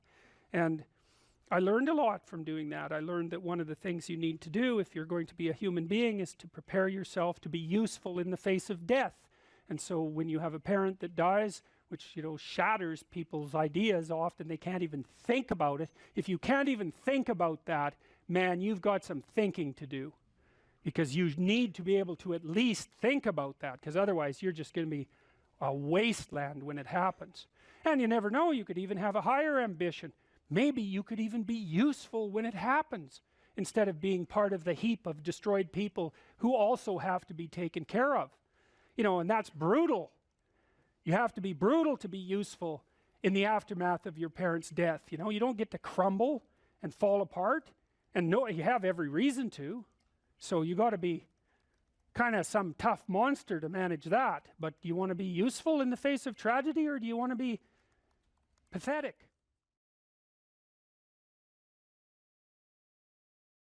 So imagine you're dealing with someone who's hoarding. Now, people who are hoarding are often older or neurologically damaged, or they have obsessive compulsive disorder. But then you walk into their house and there's like 10,000 things in their house. There's maybe 100 boxes, and you open up a box, and in the box there's some pens and some old passports and some checks and their collection of silver dollars and some hypodermic needles and some dust and, you know, a dead mouse, and there's boxes and boxes and boxes like that in the house. It's absolute chaos in there. Absolute chaos, not order. Chaos. And then you think, is that their house, or is that their being? Is that their mind? And the answer is, there's no difference. There's no difference. So, you know, I could say, well, if you want to organize your psyche, you could start by organizing your room. If that would be easier, because maybe you're a more concrete person and you need something concrete to do. So you go clean up under your bed, and you make your bed, and you organize the papers on your desk, and you think, well, just exactly what are you organizing? Are you organizing the objective world, or are you objecting your field, or are you organizing your field of being, like your field of total experience?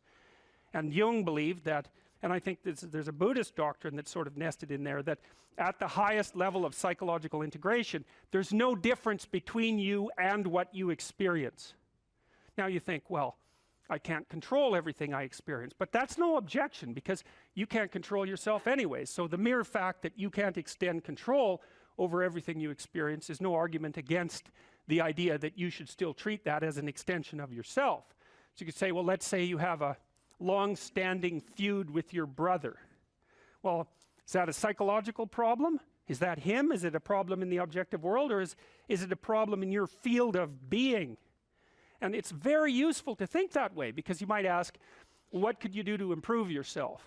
Well, let's step one step backwards. The first question might be, why should you even bother improving yourself? And I think the answer to that is something like, so you don't suffer any more stupidly than you have to. And maybe so others don't have to either. It's something like that. You know, like there's a real injunction at the bottom of it. It's not some casual self-help doctrine. It's that if you don't organize yourself properly, you'll pay for it, and in a big way, and so will the people around you. Now, and you could say, well, I don't care about that, but that's actually not true. You actually do care about that, because if you're in pain, you will care about it.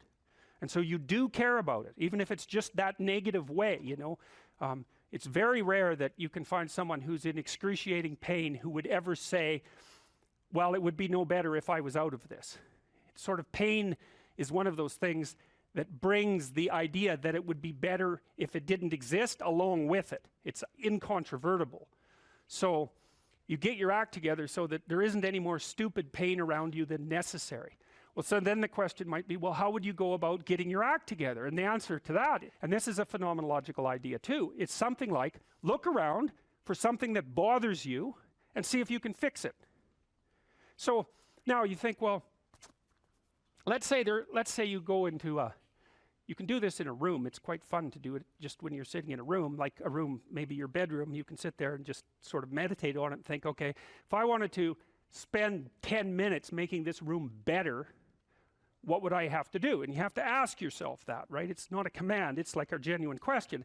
And things will pop out in the room that you like, there's a stack of papers over there that's kind of bugging you, and you know that maybe little order there would be a good thing, and you haven't, there's some rubbish behind your computer monitor that you haven't attended to for like 6 months, and the room would be slightly better if it was a little less dusty and the cables weren't all tangled up the same way. And like, if you allow yourself just to consider the expanse in which you exist at that moment, there'll be all sorts of things that'll pop out in it that you could just fix.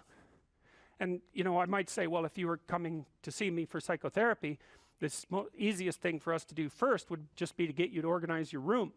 You think, well, is that psychotherapy? And the answer is, well, it depends on how you conceive the limits of your being. And I would say, start where you can start. If something announces itself to you, which is a strange way of thinking about it, as in need of repair, that you could repair, then hey, fix it. You fix 100 things like that, your life will be a lot different. I often tell people too, fix the things you repeat every day, because people tend to think of those as trivial, right? You get up, you brush your teeth, you have your breakfast, you have your routines that you go through every day. Well, those probably constitute 50% of your life. And people think, well, they're mundane, I don't need to pay attention to them. It's like, no, that's exactly wrong. The things you do every day, those are the most important things you do. Hands down. All you have to do is do the arithmetic. You figure it out right away. So 100 adjustments to your broader domain of being, and there's a lot less rubbish around, and a lot fewer traps for you to step into.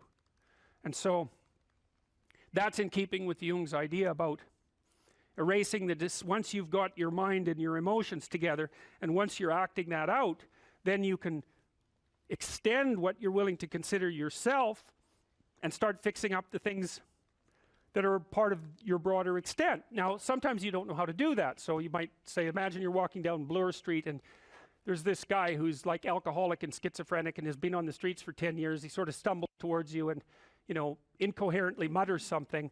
That's a problem. And it would be good if you could fix it, but you haven't got a clue about how to fix that.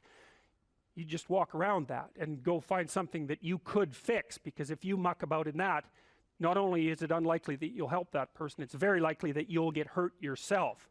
So, just because while you're experiencing things announce themselves as in need of repair doesn't mean that it's you right then and there that should repair them. You have to have some humility. You don't walk up to a helicopter that isn't working and just start tinkering away with it.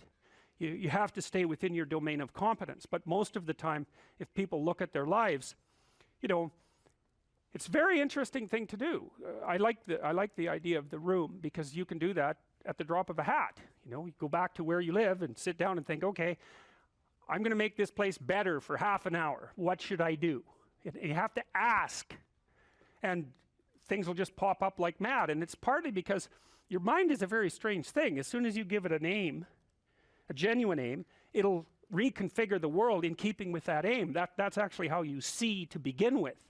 And so if you set it a task, especially, you have to be genuine about it, which is why you have to bring your thoughts and emotions together, and then you have to get them in your body so you're acting consistently. You have to be genuine about the aim, but once you aim, the world will reconfigure itself around that aim, which is very strange.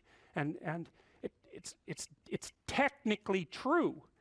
The best example of that, you have all seen this video where you watch the basketballs being tossed back and forth between members of the white team versus the black team, and while you're doing that, a gorilla walks up into the middle of the video and you don't see it. It's like, if you thought about that experiment for about 5 years, that would be about the right amount of time to spend thinking about it.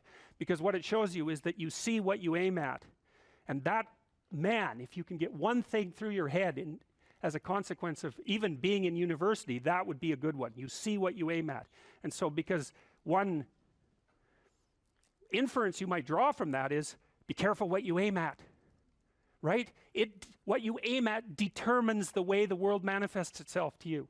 And so if the world is manifesting itself in a very negative way, one thing to ask is, are you aiming at the right thing? Now, you know, I'm not trying to reduce everybody's problems to an improper aim. People get cut off at the knees for all sorts of reasons. You know, they get sick, they have accidents.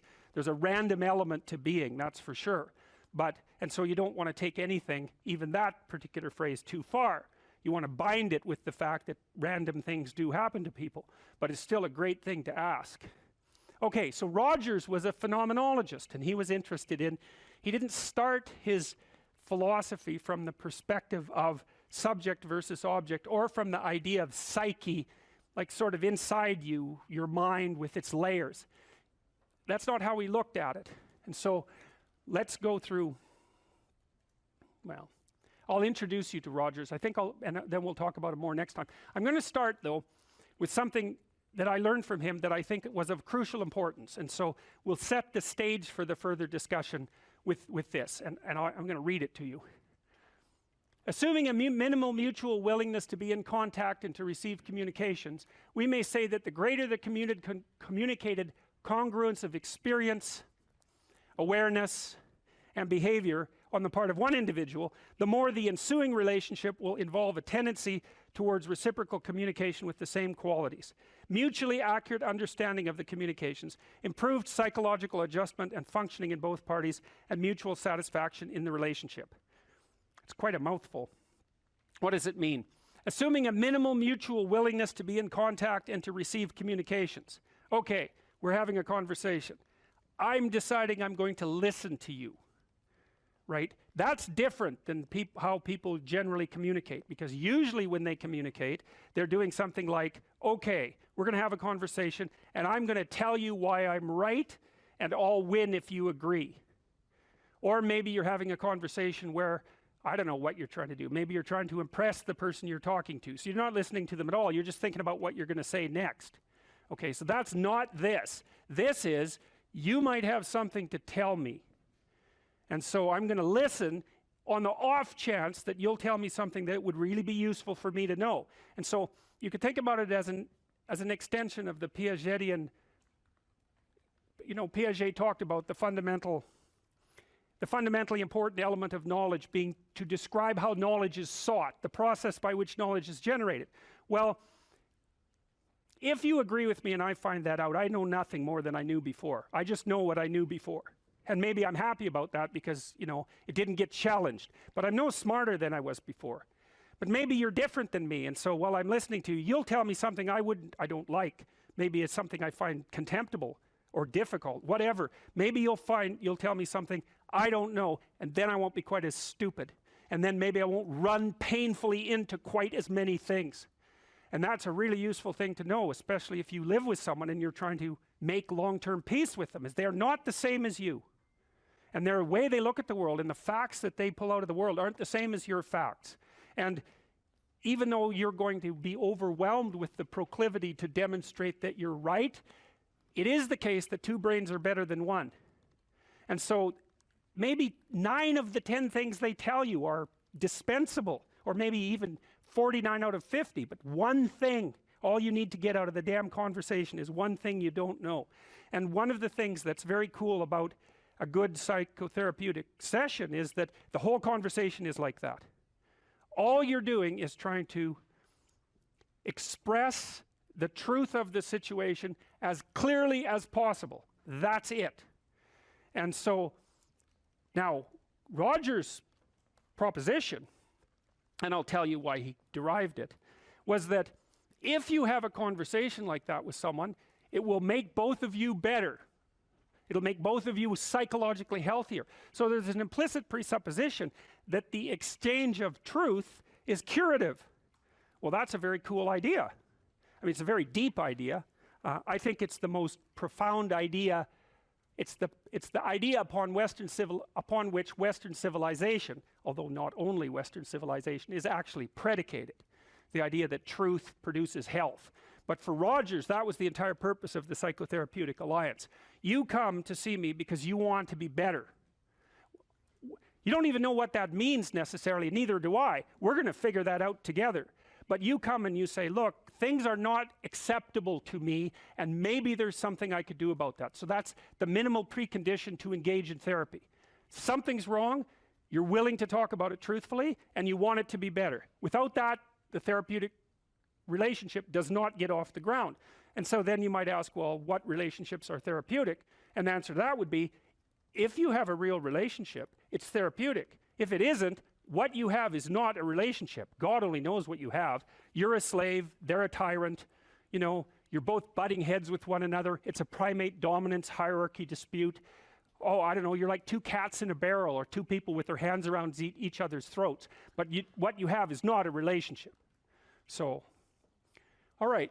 We may say that the greater the communicated congruence of experience, awareness, and behavior on the part of one individual, that's a reference to the same idea that I was describing with regards to Jung. So let's say you come and talk to me and you want things to go well. Well, I'm going to have to more or less be one thing, because if I'm all over the place, you can't trust any continuity in what I say. There's no reason for you to believe that I'm capable of actually telling you, I'm capable of expressing anything that's true. So the truth is something that emerges as a consequence of getting yourself lined up and beating all the, what would you call, all the impurities out of your soul. Let's say you want to become who you could be in the fullest sense. So let's say you're someone who's going to solve some serious problems. Okay, the first thing you have to do is admit to the seriousness of the problems. That's no joke. And so the first thing is just the terror of the problem itself. And that's enough to paralyze you, right?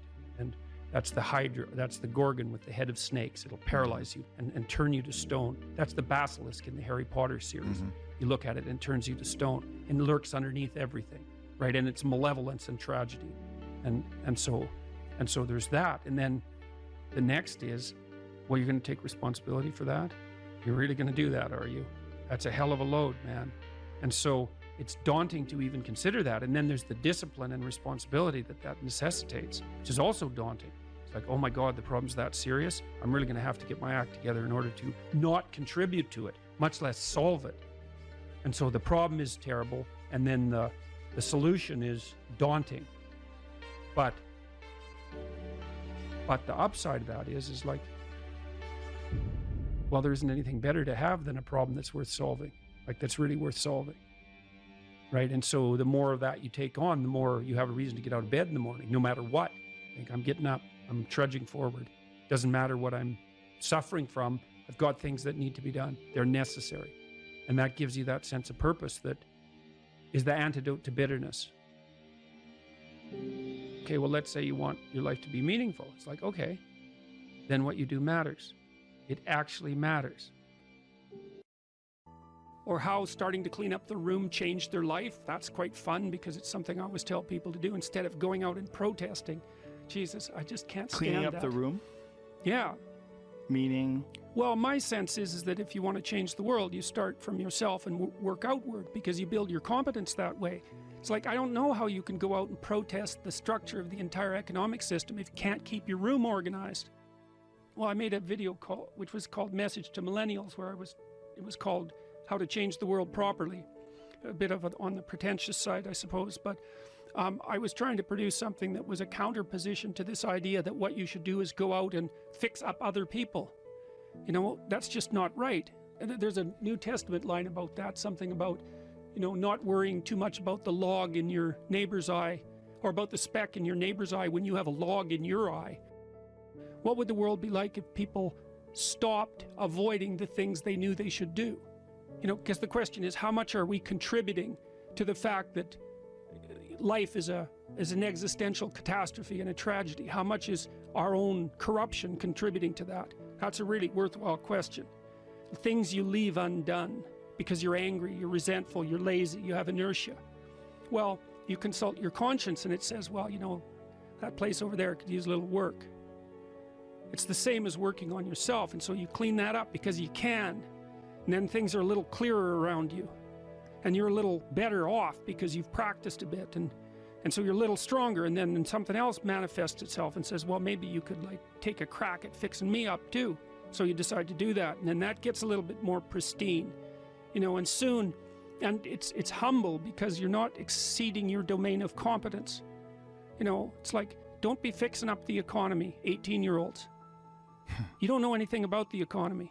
It's a massive, complex machine beyond anyone's understanding, and you mess with it at your peril. So, and can you even clean up your own room? No.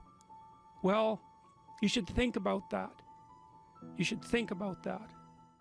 What could you do to improve yourself? Well, let's step one step backwards. The first question might be, why should you even bother improving yourself? And I think the answer to that is something like, so you don't suffer any more stupidly than you have to. And maybe so others don't have to either. It's something like that. You know, like there's a real injunction at the bottom of it. It's not some casual self-help doctrine. It's that if you don't organize yourself properly, you'll pay for it, and in a big way, and so will the people around you. Now, and you could say, well, I don't care about that, but that's actually not true. You actually do care about that, because if you're in pain, you will care about it. And so you do care about it, even if it's just that negative way, you know. It's very rare that you can find someone who's in excruciating pain who would ever say, well, it would be no better if I was out of this. It's sort of pain is one of those things that brings the idea that it would be better if it didn't exist along with it. It's incontrovertible. So you get your act together so that there isn't any more stupid pain around you than necessary. Well, so then the question might be, well, how would you go about getting your act together? And the answer to that, and this is a phenomenological idea too, it's something like, look around for something that bothers you and see if you can fix it. So now you think, well, let's say you go into you can do this in a room. It's quite fun to do it just when you're sitting in a room, like a room, maybe your bedroom. You can sit there and just sort of meditate on it and think, okay, if I wanted to spend 10 minutes making this room better, what would I have to do? And you have to ask yourself that, right? It's not a command, it's like a genuine question. And things will pop out in the room that you know, like there's a stack of papers over there that's kind of bugging you, and you know that maybe little order there would be a good thing, and you know there's some rubbish behind your computer monitor that you haven't attended to for like 6 months, and the room would be slightly better if it was a little less dusty and the cables weren't all tangled up the same way. And like if you allow yourself just to consider the expanse in which you exist at that moment, there'll be all sorts of things that'll pop out in it that you could just fix. And you know, I might say, well, if you were coming to see me for psychotherapy, the easiest thing for us to do first would just be to get you to organize your room.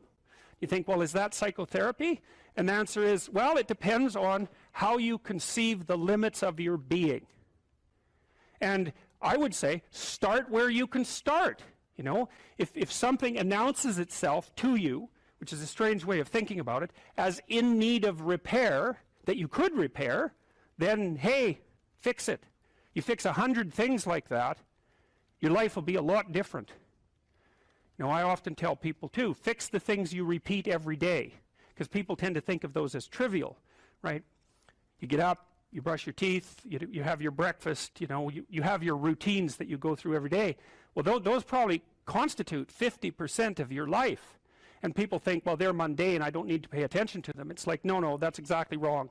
The things you do every day, those are the most important things you do. Hands down. All you have to do is do the arithmetic. You figure it out right away. So 100 adjustments to your broader domain of being, and there's a lot less rubbish around, and a lot fewer traps for you to step into. And so that's in keeping with Jung's idea about erasing once you've got your mind and your emotions together, and once you're acting that out, then you can extend what you're willing to consider yourself and start fixing up the things that are part of your broader extent. Now, sometimes you don't know how to do that. So you might say, imagine you're walking down Bloor Street and there's this guy who's like alcoholic and schizophrenic and has been on the streets for 10 years. He sort of stumbles towards you and, you know, incoherently mutters something. That's a problem. And it would be good if you could fix it, but you haven't got a clue about how to fix that. You just walk around that and go find something that you could fix, because if you muck about in that, not only is it unlikely that you'll help that person, it's very likely that you'll get hurt yourself. So, you know, just because while you're experiencing things announce themselves as in need of repair doesn't mean that it's you right then and there that should repair them. You have to have some humility. You know, you don't walk up to a helicopter that isn't working and just start tinkering away with it. You have to stay within your domain of competence. But most of the time, if people look at their lives, you know, it's a very interesting thing to do. I like the idea of the room, because you can do that at the drop of a hat. You know, you go back to where you live and sit down and think, okay, I'm going to make this place better for half an hour. What should I do? And you have to ask, and things will just pop up like mad. And it's partly because your mind is a very strange thing. As soon as you give it a name, a genuine aim, it'll reconfigure the world in keeping with that aim. That's actually how you see to begin with. And so if you set it a task, especially, you have to be genuine about it, which is why you have to bring your thoughts and emotions together, and then you have to get them in your body so you're acting consistently. You have to be genuine about the aim, but once you aim, the world will reconfigure itself around that aim, which is very strange. And it's technically true. You know, the best example of that, you have all seen this video where you watch the basketballs being tossed back and forth between members of the white team versus the black team, and while you're doing that, a gorilla walks up into the middle of the video and you don't see it. It's like, you know, if you thought about that experiment for about 5 years, that would be about the right amount of time to spend thinking about it, because what it shows you is that you see what you aim at. And that, man, if you can get one thing through your head as a consequence of even being in university, that would be a good one. You see what you aim at. And so, because one inference you might draw from that is, be careful what you aim at, right? What you aim at determines the way the world manifests itself to you. And so if the world is manifesting itself in a very negative way, one thing to ask is, are you aiming at the right thing? Now, you know, I'm not trying to reduce everybody's problems to an improper aim. People get cut off at the knees for all sorts of reasons. You know, they get sick, they have accidents. There's a random element to being, that's for sure. And so you don't want to take anything, even that particular phrase, too far. You want to bind it with the fact that random things do happen to people, but it's still a great thing to ask. You cite a tired brain, foggy thinking, as the reason to stop answering questions or giving a talk. How do you combat this while working or writing daily? Well, I eat a big breakfast relatively soon on waking. That really helps. If any of you out there are anxious, and many of you no doubt are, there'll be a large number of you who are anxious and don't eat breakfast. There'll be a whole bunch of you out there who think, well, I don't eat breakfast. It isn't necessary. It's like, that's wrong. It's necessary. You fasted all night. If you load yourself cognitively or physiologically in the morning, your brain, stressed, will encourage your body to produce insulin. It will take all the blood sugar out of your blood, and then you're done for the day. And then you'll be anxious. And a lot of the rest of you too, you'll find if you're anxious, try this. It's really, really interesting experiment. The next time you're anxious, go eat something. Eat some protein and fat would be best. You could have cheese and crackers. I'm not a big fan of carbohydrates, but whatever. Eat whatever you're willing to eat, but make it solid. Don't eat a peanut butter, or don't eat a chocolate bar or something sweet. Eat something substantial, a piece of meat, a piece of cheese, some peanut butter, something like that. And then wait 10 minutes and see if you're less anxious. And try that for like 2 weeks. Every time you get anxious, eat something. Because then you can find out if your anxiety is linked to low blood sugar. And it's very likely that it is, especially if you also get irritable and foggy in your thinking. And the best way to treat that, as far as I've been able to tell, and there's a decent literature on this, is to make sure that you eat a big breakfast. And you might say, well, I'm not hungry in the morning. It's like, who the hell cares if you're hungry? I didn't say enjoy your breakfast. I said eat it. That's not the same thing. You know, there's lots of things that you need to do that you don't enjoy to begin with. You'll get hungry in 6 months and then you'll start to enjoy it. So that's a massive difference. I take small naps quite frequently. If I'm wiped out, you know, I'll go have a nap for 10 minutes or 15 minutes. And then that helps quite a lot.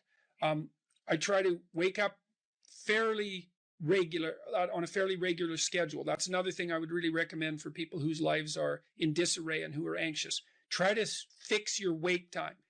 Going when you sleep, that's not so important. So you can still, stay up late and have fun and all that. But getting up in the morning is really helpful. So, and you also have to figure out how much you can work or write.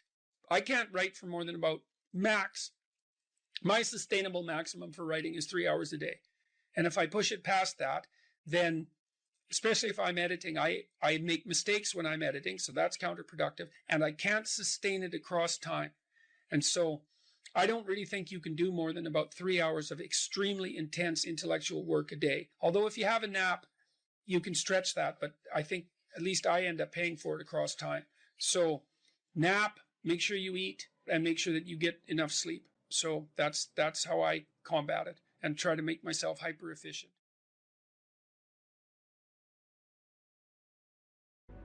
We were sitting in the first row of the plane, and do you remember the guy was a young black man, sort of ran onto the plane. He was wearing a yellow vest. He was a worker working the bridge or something.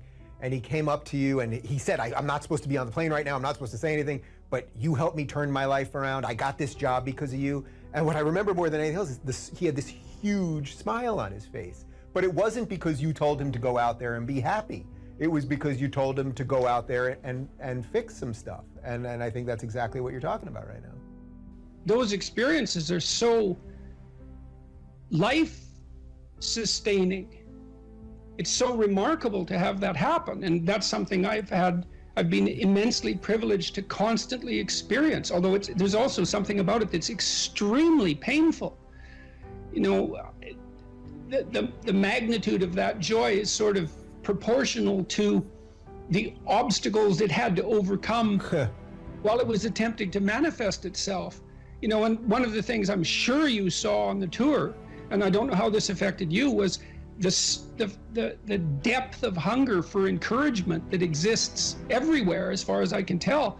And everyone wants to be appreciated when they bring their best to the table. That's why the current assault on merit is so unbelievably brutal, because it will deny everyone the right to be appreciated for being their best. And